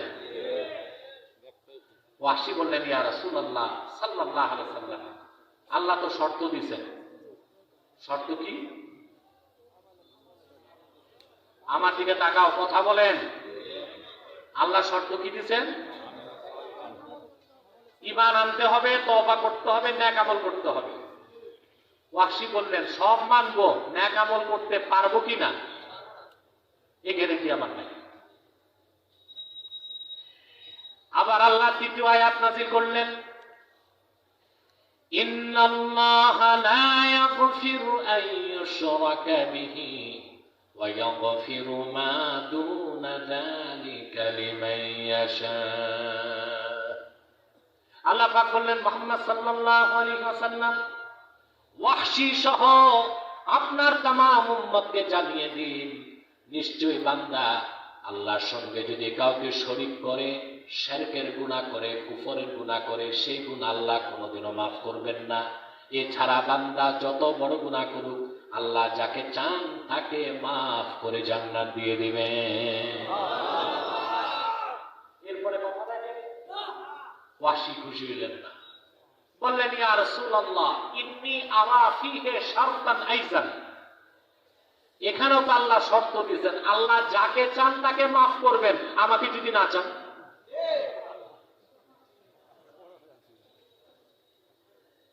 খেয়াল করতেছেন ভাই? বললেন আল্লাহ সবাইকে মাফ করবেন, যাকে খুশি তাকে মাফ করবেন, আল্লাহ তো শর্ত দিয়েছেন। এখন আমার ক্ষেত্রে যদি আল্লাহ মাফ না চায়, এবার চূড়ান্ত ভাবে আয়াত নাযিল হয়ে গেল, قل يا عبادي الذين أسرفوا على أنفسهم لا تقنطوا من رحمة الله إن الله يغفر الذنوب جميعا إنه هو الغفور الرحيم। আল্লাহ ডাক দিয়ে বলেন, হাবিব মুহাম্মদ সাল্লাল্লাহু আলাইহি ওয়াসাল্লাম, আপনি ডাক দিয়ে বলেন, হে আমার বান্দারা, তোমরা যারা গুনাহ করেছো, অন্যায় করেছো, জুলুম করেছো নিজেদের উপর, তোমরা আল্লাহর রহমত থেকে নিরাশ হও না। যদি তোমরা আল্লাহর রহমতের আশা বুকে লালন করে ভালো করে তওবা করতে পারো, আল্লাহ পাক জীবনের সব গুনাহ মাফ করে তোমাদেরকে শিশুর মতো নিষ্পাপ করে দিবে। এর নাম তওবা। এর নাম কি? তওবা। এর নাম কি? তওবা। সেই তওবার কথা আল্লাহ সূরা তাহরিমে বলেছেন, তুবু ইলাল্লাহি তাওবাতান নাসুহা। তোমরা আল্লাহর কাছে তওবায়ে নাসুহা করো। আমরা কি তওবা করব? তওবা মানে আত্মসমর্পণ, সারেন্ডার হওয়া। কার কাছে? আল্লাহর কাছে। ইসলাম মানুষের মর্যাদা সমুন্নত করেছে। ইসলামের তাওহীদের শিক্ষা হলো আল্লাহর শ্রেষ্ঠ সৃষ্টি মানুষ আল্লাহ ছাড়া কারো সামনে মাথা নত করবে না। যাদের কাছে তাওহীদ নাই তারা কিন্তু মাথা নত করে। খ্রিস্টানরা মাথা নত করে পোপের সামনে, পাদ্রীর কাছে, হিন্দুরা মূর্তির কাছে, আর আমার দেশের কিছু সুন্নি দাবিদার বেদাতীরা পীরের কাছে। আমি গত 2 সপ্তাহ আগে লাকসাম এক জায়গায় গেলাম। ওখানে আমাকে প্রশ্ন দিল যে ওখানে এক পীর সাহেবকে মুরিদরা পরম ভক্তি করে আঙ্গুল চুষে। আমি বললাম কোন আঙ্গুল? বলে পায়ের আঙ্গুল। আমি বললাম এটা কিরকম ভালোবাসা? এটা তো হইতে পারে না। মহব্বত করে পীরকে যদি চুষতে হয় তার নাকটা চুষে দিলে হয়, পায়ের আঙ্গুল না।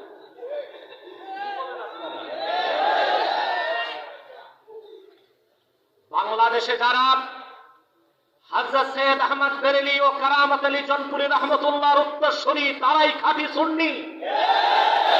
সেই জনপুর ফুরফুরা তাদের খলিফাদের মধ্যে কোনো শিরক নাই, বিদআত নাই, কুফর নাই, যা আছে সুন্নত তরিকায় তারা কাজ করে দিয়েছে।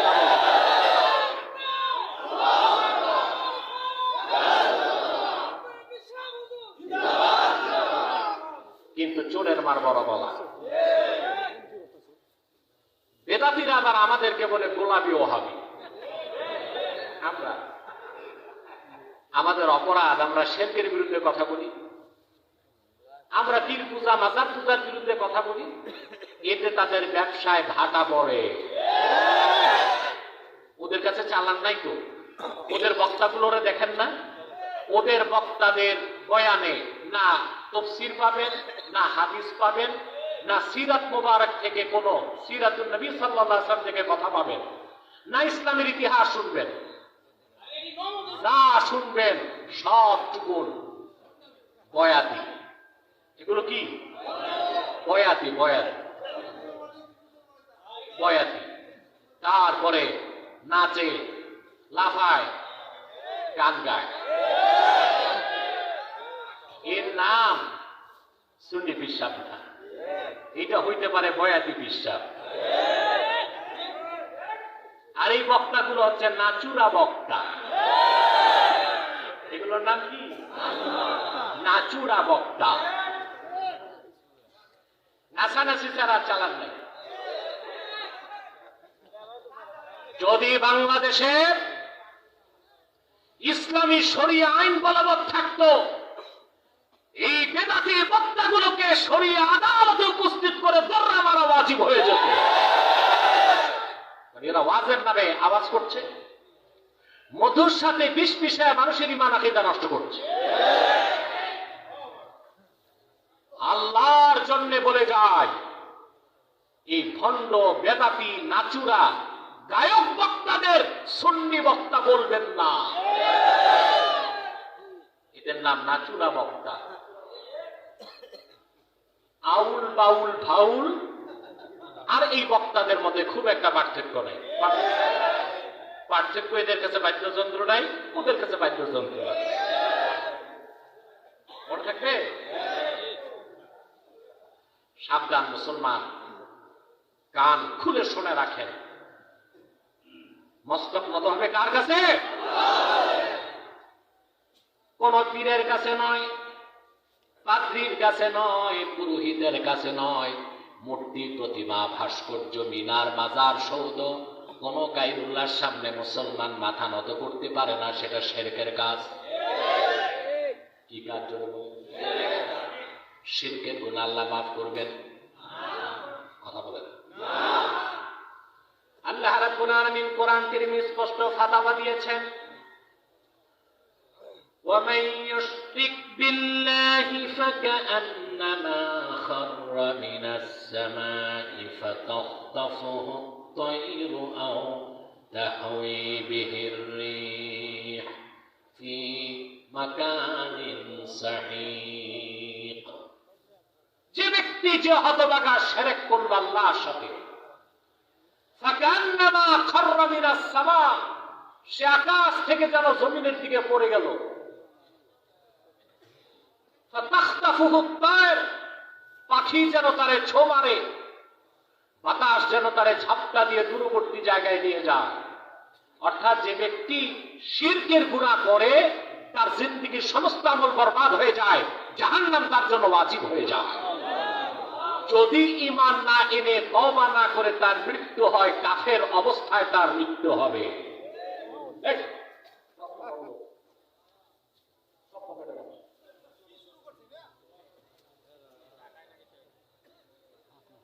কথা বুঝতেছেন? মাথা নত হবে কার কাছে? ইসলাম এটাই শিক্ষা দিয়েছে। তুমি গুনাহ করছো, অপরাধ করছো, আল্লাহর কাছে মস্তক নত করে তওবা করো, সব মাফ। খ্রিস্টানরা বাইবেলে মন গড়া একটা তওবা আবিষ্কার করছে। কোথায়? ওদের তওবা হচ্ছে এক রবিবার থেকে আরেক রবিবার খ্রিস্টান যত অপরাধ করছে, চুরি, চামারি, বদমাশি, লাম্পট্য, সমস্যা নেই, রবিবার যে গির্জায় যে ফাদার আছে ওদের আলেম, ওর সামনে হাঁটু গেড়ে বসবে, তারপর মাথা নত করে তার কাছে বলবে যে ফাদার, আমি গত রবিবার থেকে এই রবিবার পর্যন্ত এই গুনাহগুলো করছি। ফাদার তখন হাত দিয়ে মাথা বুলিয়ে বলবে, মহান যিশু তোমাকে ক্ষমা করুন, তওবা হয়ে গেছে।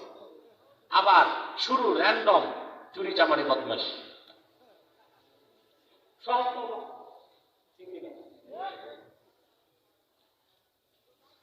বড় অবাক করা বিষয়, দক্ষিণ আফ্রিকার এক নেতা ছিল নেলসন ম্যান্ডেলা। সে বাইবেল থেকে এই তওবাটাকে রাজনীতিতে ঢুকেছিল।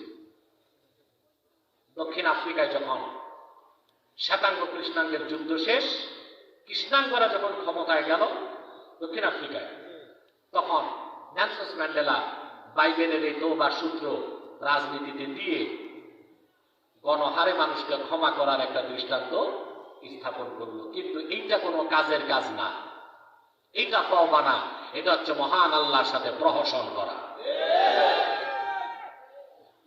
ইসলাম তওবা দিয়েছে, আত্মসমর্পণ করতে হবে কার কাছে? জোরে বলেন, আল্লাহর কাছে। কোন ব্যক্তির কাছে নয়, বস্তুর কাছে নয়।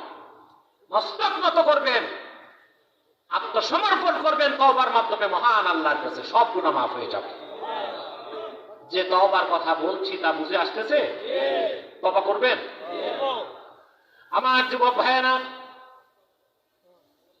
হৃদয়ের গভীর থেকে তোমাদেরকে বলে যায়, জীবনে নামাজ পড়ো নাই, রোজা রাখো নাই, হজ করো নাই, যাকাত দাও নাই, জেনা করেছো, ব্যভিচার করেছো, অন্যায় করেছো, নিরাশ হবার কিছু নাই। কারণ তুমি আল্লাহর পেয়ারা বান্দা, তার হাবিবের পেয়ারা উম্মত। তোমার জন্য তওবার দরজা খোলা আছে। শর্ত পূরণ করে তওবা করলে আল্লাহ শুধু মাফ করবেন না, তোমাকে আল্লাহ তার ওলির খাতায় নাম তুলে দিবেন। কত গুনাহ করছো তুমি? আল্লাহ কি বলেছেন জানো? আল্লাহ তাআলা বলেছেন, হাদিসে কুদসি সাক্ষী, আল্লাহ পাক বলেন, ইয়া ইবনা আদম লাউ বালাগাত যুনুবুকা আনানা আস-সামা সুম্মা ইস্তাগফারতানি লাগাফারতু লাক। রে বনি আদম, তোমার গুনাহ যদি জমে জমে আকাশের মেঘমালা কিংবা আকাশ পর্যন্ত পৌঁছে যায়, নিরাশ হবার কিছু নাই। তুমি যদি আমাকে ভয় করে তওবা করো, আমি আল্লাহ তোমার জীবনের সব গুনাহ মাফ করে দিব। পারবো না আমরা তওবা করতে? এই তওবার 3টি শর্ত। কয়টি মনে থাকবে? আমরা কিন্তু মনে রাখি না। আমরা মনে রাখি না। আমরা অপরাধ করি, গুনাহ করি, অন্যায় করি। শবে বরাতের দিন হালুয়া রুটি খেয়ে মসজিদে ঢুকি, সারা রাত নামাজ পড়ে, তওবা করে, কবর জিয়ারত করে, ঠিক না? সকালে যেই সে ফজর পড়ে বাড়ি যায়, পরের দিন জোহর থেকে নামাজ বা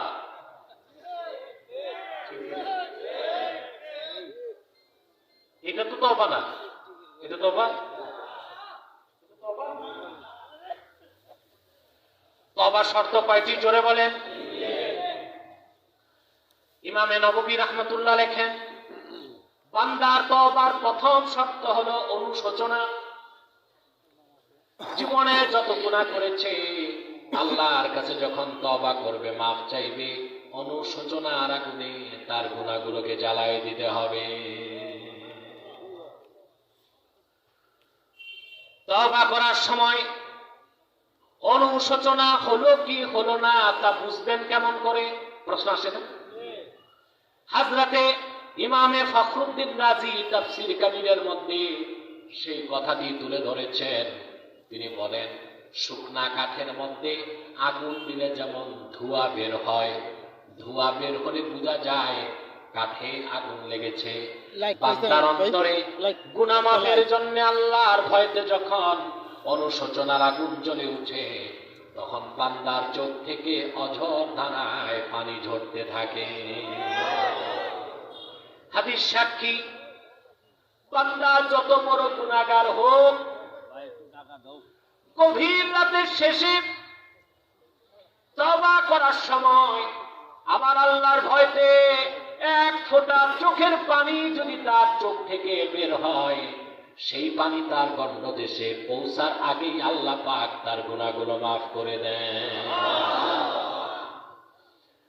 আপনাদের কাছে একটি প্রশ্ন করি মুসলমান, আমার আল্লাহর কাছে কোন পানির ফোঁটা বেশি দামি, জমজম না মুমিনের চোখের পানির ফোঁটা? জোরে বলেন। জমজমের পানি অনেক বরকত, অনেক শেফা, অনেক রাহমাত। বুখারী শরীফে হাদিস এসেছে, আল্লাহর হাবিব ইরশাদ করেছেন, মাউ জামজামা লিমা শুরিবা। যে নিয়তে বান্দা জমজম পান করবে, সেই নিয়ত পুরা হয়ে যাবে, স্বাস্থ্য ভালো হয়ে যাবে, রোগ দূর হয়ে যাবে, তার নিয়ত পুরা হবে।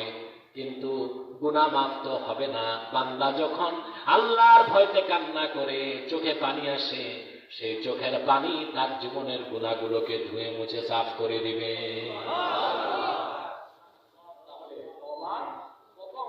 হচ্ছে অনুশোচনা। দ্বিতীয় শর্ত হচ্ছে গুনাহ ছেড়ে দেওয়া। আপনি সুদি ব্যবসা করবেন, তওবা করবেন, কাজ হবে না, সুদ ছাড়তে হবে। ঘুষ খাবেন, ঘুষ দিবেন, তওবা কবুল হবে না, ঘুষ ছাড়তে হবে। জেনা বিচার করবেন, তওবা করবেন, তা হবে না, জেনা ছাড়তে হবে। গুনাহ ছাড়বেন, তারপর তওবা করবেন। 3 নাম্বার তওবার শর্ত হচ্ছে আইয়াজামা আল্লাহ ইয়াউদা ফিহা আবাদা।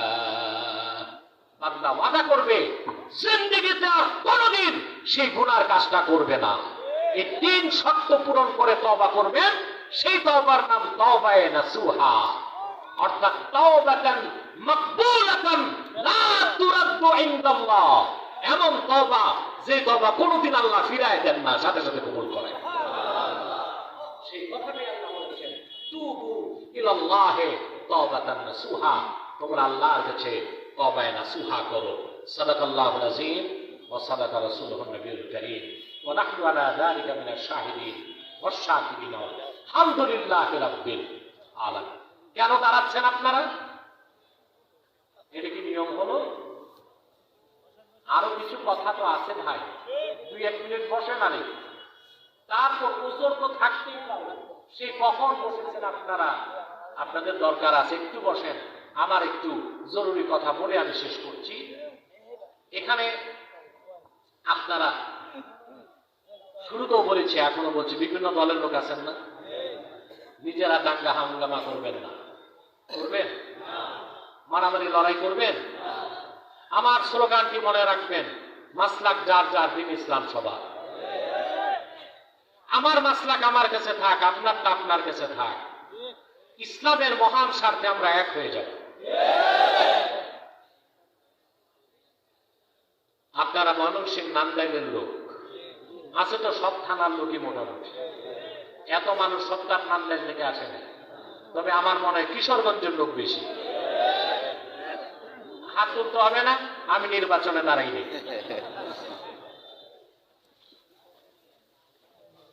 আমি আপনাদেরকে বলে যাই, মুসলমান, তিনটি স্বার্থ ঐক্যবদ্ধ হতেই হবে। সেখানে কার কোন মাসলাক তা দেখার সুযোগ নাই। ইসলামের সুমহান স্বার্থ রক্ষায়, মুসলমানদের মৌলিক অধিকারগুলো আদায়ে, আর বাংলাদেশের স্বাধীনতা সার্বভৌমত্ব রক্ষায় সকল দলের মুসলমান ঐক্যবদ্ধ হতেই হবে, হতেই হবে, হতেই হবে। এই ক্ষেত্রে কোনো বিভক্তিকে আমরা মেনে নিব না।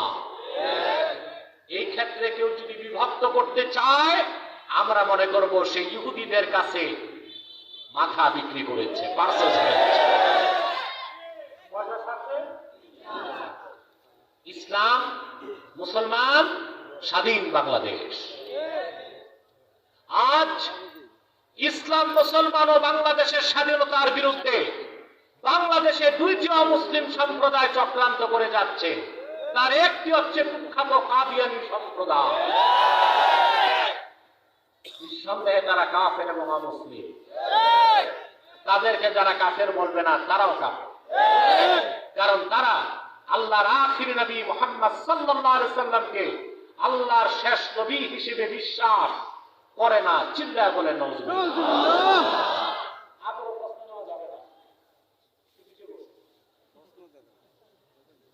সেজন্য তারা কি?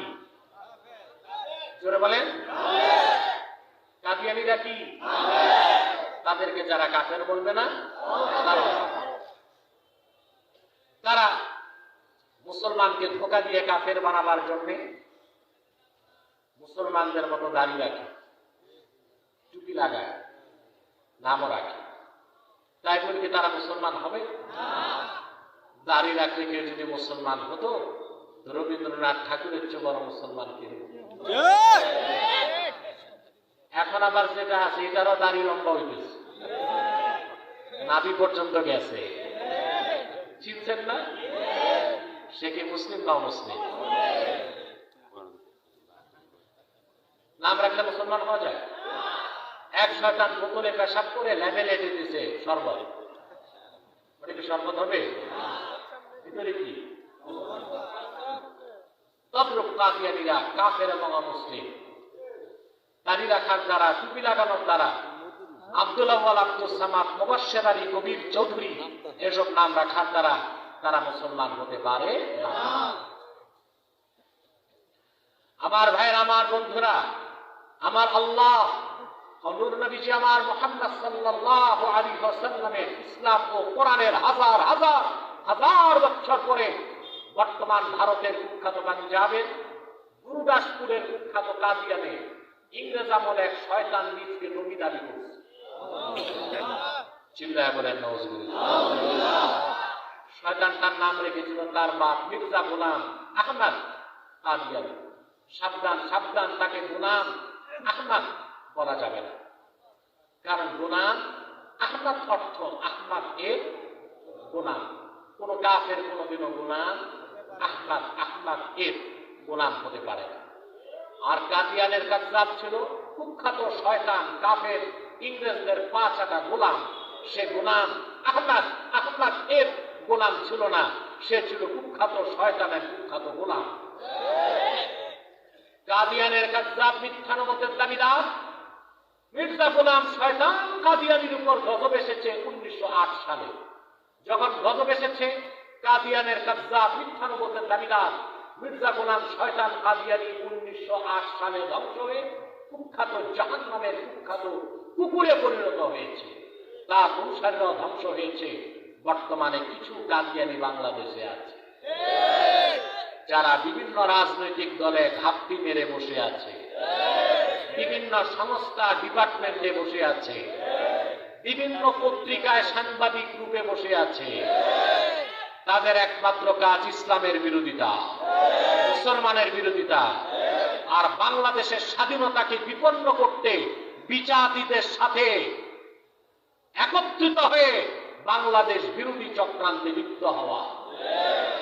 তারা মানুষকে ধোঁকা দিতে নাম পরিবর্তন করে করে মিথ্যা পরিচয় দেয়। কখনো নিজেদের পরিচয় দেয় আহমদী জামাত, কখনো বলে আহমদিয়া জামাত, কখনো বলে আহমদী সম্প্রদায়, কখনো বলে আহমদিয়া সম্প্রদায়, কখনো বলে আহমদী মুসলিম জামাত, কখনো বলে আহমদিয়া মুসলিম জামাত। সাবধান, যত কাদিয়ানি ছিল আছে থাকবে, তারা কেউ আহমদী জামাত নয়, আহমদিয়া জামাত নয়, আহমদী সম্প্রদায় নয়, আহমদিয়া সম্প্রদায় নয়, আহমদী মুসলিম জামাত নয়, আহমদিয়া মুসলিম জামাত নয়। তারা শয়তানি জামাত, কুখ্যাত জাহান্নামের কুখ্যাত কুকুরের দল। আমাদের সকল দলের একটাই দাবি, অনতিবিলম্বে স্বাধীন বাংলায় শয়তান কাদিয়ানীদেরকে রাষ্ট্রীয়ভাবে অমুসলিম ঘোষণা করতেই হবে, করতেই হবে, করতেই হবে। এই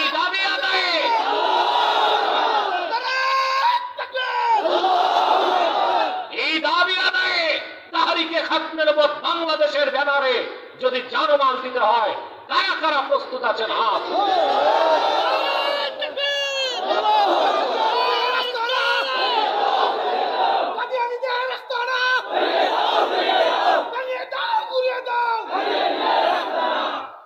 প্রিয় ভাই বন্ধুগণ, তাদেরকে আর্থিকভাবে সহযোগিতা করবেন না, করেন করেন। প্রাণ কোম্পানির জিনিস তাদের, সেজানের জুস তাদের, RFL এর পণ্য তাদের, প্রথম আলো, ডেলি স্টার, কালের পণ্য তাদের। এগুলো ধরবেন না, কিনবেন না, বেচবেন না, মনে থাকবে। আরেকটি সম্প্রদায় ইসলাম, মুসলমান এবং বাংলাদেশের স্বাধীনতার বিরুদ্ধে কাজ করে যাচ্ছে, সেটা হচ্ছে ঈসাই তরিকা। এটা খ্রিস্টানদের একটা ছদ্মদল। খ্রিস্টান কিন্তু নাম পরিবর্তন করছে, নাম দিয়েছে ঈসাই তরিকা। তারা মানুষকে যখন স্বীকার করে ফেলে তখন বলে যে তুমি ঈসাই মুসলমান, তবে ঈসার উম্মত। আপনারা বলেন ঈসার উম্মত মুসলমান না খ্রিস্টান?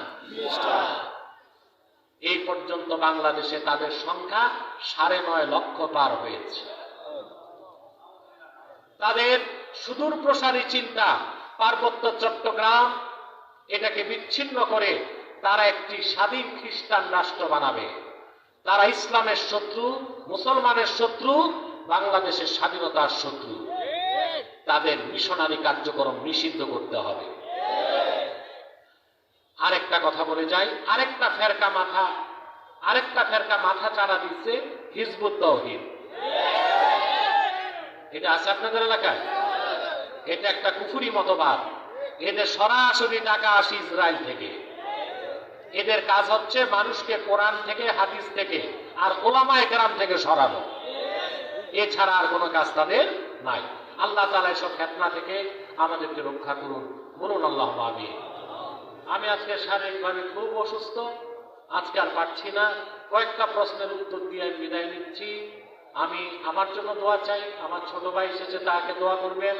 আরো যারা আছে আমার মহব্বতের লোক, আকুবপুরের পীর সাহেবকে দেখছিলাম আছে, তারপরে আরো অনেক পীর মাশায়েখ আছেন, তাদের সবার জন্য দোয়া করবেন। আল্লাহ কবুল করুক, মঞ্জুর করুক, বলুন আল্লাহুম্মা আমিন। আজকে থাকলে প্রশ্ন, আচ্ছা বাস 2 মিনিট উত্তর দিচ্ছি, বসেন। আপনারা একটু ইস্তেগফার করে নেন 11 বার।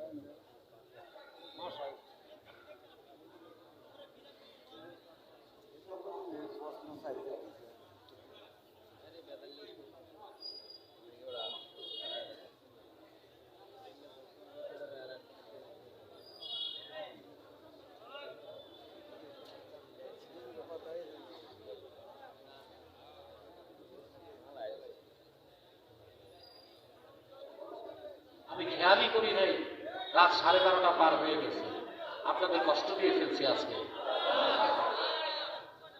আল্লাহ কবুল করুক আমাদের। এই কষ্টের বিনিময়টা তো পাবো আমরা ইনশাআল্লাহ। প্রিয় ভাই সব, এক ভাই প্রশ্ন করেছেন, শবে কদরের নামাজ কি জামাতে পড়তে পারে? না, কোন নফল নামাজের জামাত নাই তারাবির নামাজ ছাড়া। কথা বুঝতে পারছেন? এটা হানাফি মাযহাব অনুযায়ী মাকরুহ। মানুষ মারা গেলে যে 3 দিন অথবা 40 দিন যে মেহমানদারি করে খাওয়ানো হয়, তা খাইলে নাকি দিল মারা যায়। উনি কি বলে দয়া করে বুঝিয়ে দিতেন। ফাতাওয়া আজিজিয়াতে শেখ আব্দুল আজিজ মুহাদ্দিস দেহলভী রহমাতুল্লাহ লিখছেন যে তাআমুল মাইয়িত ইউমিতুল কলবা, মৃত বাড়িতে যে বেশি বেশি খাবার দাবার করলে অন্তরকে মেরে ফেলে। এই অন্তর আপনারা যারা 1 বছরে 1-2বার খাইতে যাবেন তাদেরটা মরবে না, নিয়মিত যারা মরা বাড়িতে যে দাওয়াত খায় তাদেরটা মরবে। আরে ভাই বুঝেন নাই, অর্থাৎ মৃত বাড়িতে দাওয়াত খাওয়ার মানে কি, যে লোকটা মরে গেছে তার সওয়াব রেসানির জন্য যে জিয়াফত করা হয়, নিয়মিত যারা এই জিয়াফত খোঁজে শুধু তাদের অন্তরটা মেরে ফেলবে। এটা শেখ আব্দুল আজিজ মুহাদ্দিস দেহলভী ফাতোয়া আজিজিয়াতে লিখেছেন, তাআমুল মাইয়িত ইউমিতুল কলব। কিন্তু আপনারা যারা বছরে 1-2বার যে মৃত ব্যক্তির বাড়িতে জিয়াফতে শরীক হবেন তাদের সমস্যা নেই।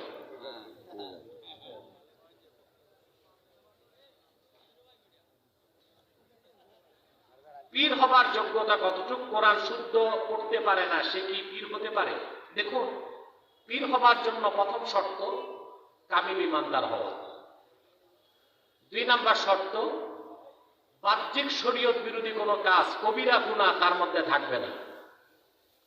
3 নাম্বার, তার ইলম কতটুকু লাগবে। আল কাউলুল জামিলে শাহ ওলিউল্লাহ মুহাদ্দিস দেহলভী রাহমাতুল্লাহ লিখেছেন, পীর হবার জন্য বাহ্যিক ইলম যতটুকু দরকার, কাসবি ইলম, ওই পীরকে অবশ্যই তাফসীর জালালাইন পুরা পড়া থাকতে হবে, মেশকাত শরীফ পুরা পড়া থাকতে হবে, হেদায়া 4 খণ্ড পড়া থাকতে হবে, মাসনবী ও রুমি বুঝে বুঝে পড়া থাকতে হবে। তাহলে সে লোকটি পীরালি করার যোগ্যতা অর্জন করবে। এখন যে ব্যক্তি কোরআন কারীম শুদ্ধভাবে পড়তে পারে না, সে তো পীর পরে মুরিদ হয় নাই ঠিক মতো।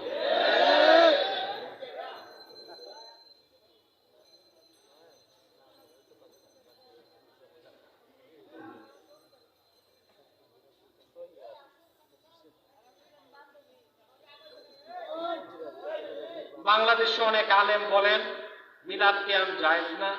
যদি মিলাদ কিয়াম জায়েজ হয় তাহলে কোরআন শরীফ থেকে প্রমাণ দেখান। ভাই, যোগ্য আলেম যারা, মুহাক্কিক আলেম, তারা কোনোদিন এ কথা বলে না মিলাদ কিয়াম জায়েজ নাই। যাদের ইলমের অভাব, কোরআন হাদিস ভালো মতো পড়ে নাই, তারাই এই বিতর্কিত কথাগুলো বলে। আপনি শুধু কোরআন শরীফ থেকে দলিল কেন চাইলেন? দলিল কি শুধু কোরআন না, হাদিসও দলিল। হাদিসে তো রাসূল করিম সাল্লাল্লাহু আলাইহি ওয়াসাল্লামের মিলাদের উপর অনেক পরিচ্ছেদ আছে। তিরমিজিতে আছে বাবু মা জাআ ফি মিলাদিন নবী সাল্লাল্লাহু আলাইহি ওয়াসাল্লাম। বাইহাকি দালাইলুন নবুওয়াতে মিলাদের উপর 6টা বাব কায়েম করেছেন। পৃথিবীর শ্রেষ্ঠ ইমাম প্রত্যেকেই মিলাদ শরীফের উপর আলাদা কিতাব লিখে গেছেন। ইবনু হাজার আসকালানী রাহমাতুল্লাহ মিলাদের উপর স্বতন্ত্র কিতাব লিখে গেছেন। ইবনু কাসির কিতাব লিখে গিয়েছেন মিলাদুন নবী নামে। মোল্লা আলী কারি রাহমাতুল্লাহ মিলাদের উপর স্বতন্ত্র কিতাব লিখেছেন। হাফেজ জালালউদ্দিন সুয়ুতি রাহমাতুল্লাহ হুসনুল মাকসাদ ফি আমালিল মাউলিদ নামে মিলাদের উপর একটা কিতাবই লিখে গেছেন। ওনারা মিলাদ শরীফ কোরআন শরীফও পেয়েছেন, হাদিস শরীফও পেয়েছেন। কথা বুঝতে পারছেন? মিলাদ শরীফের কিয়াম হচ্ছে মুস্তাহাব, মুস্তাহসান, সওয়াবের কাজ। যদি কেউ করে অবশ্যই সওয়াব পাবে। আর জায়েজ ও সওয়াব মনে করে কেউ যদি না করে, তার ক্ষেত্রে আমরা নীরব থাকি যে এটা তার ব্যাপার। কিন্তু যে ব্যক্তি মিলাদ কিয়ামকে হারাম ও বিদআত বলে, তাকে আমরা ফিতনাবাজ বলে। কথা বুঝতে পারছেন? যে ব্যক্তি বলবে মিলাদ কিয়াম জায়েজ নাই, বিদআত, সে তো ফিতনা সৃষ্টি করে, তার মধ্যে গুমরাহি আছে। তাকে আমরা বলবো ভালো করে পড়াশোনা করতে, মহান মুজতাহিদ ইমামদের কিতাবগুলো পড়তে। এই ব্যাপারে ইউটিউবে আমাদের আলোচনাগুলো আছে, আপনারা দেখে নেবেন, যথেষ্ট দলিল সেখানে আছে আলহামদুলিল্লাহ।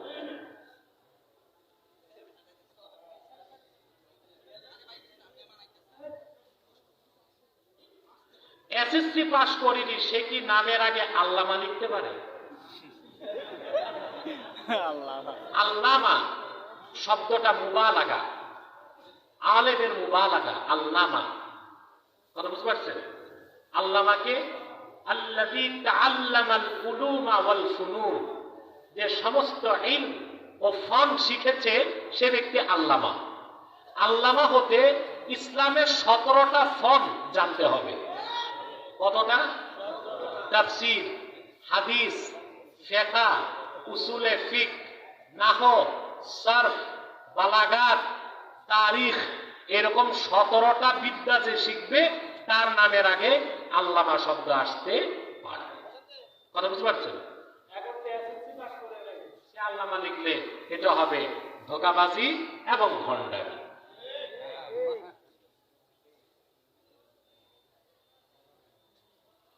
মূর্খ পীরদেরকে এক ধরনের মুফতিরা সবসময় প্রশংসা করে। দেখুন, যে ব্যক্তি ফাসেক ফাজের বা শরীয়তের মানদণ্ডে পীর নয়, তাকে উচিত কোন আলেমের সৎ পরামর্শ দিয়ে সৎ পথে ফিরিয়ে আনা, প্রশংসা করাটা জায়েজ হবে না। এক ভাই প্রশ্ন করেছেন, হুজুর, জেনাকারীর নামাজ বা কোন দোয়া আল্লাহর কাছে কবুল হবে কি? দেখুন, যে ব্যক্তি জেনাকার সে কবিরা গুনাহগার, এই জন্য আল্লাহর কাছে তাকে শাস্তি পেতে হবে, তাকে তওবা করতেই হবে। কিন্তু তাই বলে তার অন্য ইবাদত কবুল হবে না এইরকম কোনো কথা নাই। এই গুনার জন্য তাকে তওবা করতে হবে। প্রজেক্টরের মাধ্যমে মহিলাদের মাহফিল দেখাশোনা কি জায়েজ আছে জানতে চাই। তা আমি জানতে চাই, প্রজেক্টরের মাধ্যমে নাটক, সিনেমা এগুলো দেখা জায়েজ আছে নাকি? এই প্রশ্ন না করে এই প্রশ্ন কেন? হ্যাঁ, মহিলারা ওয়াজ মাহফিল যদি পর্দার সাথে যায়, প্রজেক্টরে দেখে, কে ওয়াজ করতেছে তার দিকে না তাকাইলেই তো হয়, শুনলেই তো হয়। তবে মহিলাদের ক্ষেত্রে প্রজেক্টর না দিয়ে মাইক দেওয়াটাই উত্তম।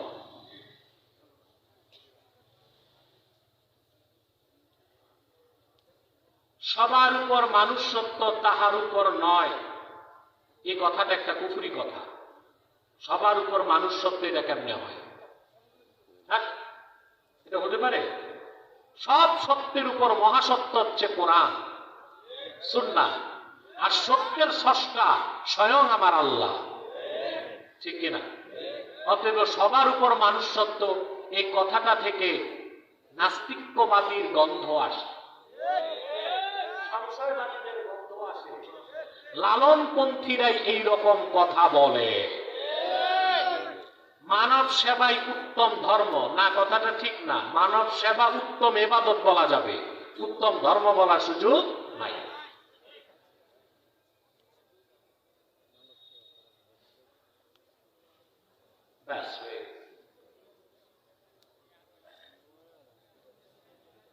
এক ভাই প্রশ্ন করেছেন, আমি 5,000 টাকা সুদ নিয়েছি, আপনার নসিহতের পর আমি তওবা করেছি, এমন অবস্থায় আমি 5,000 টাকা কি করব?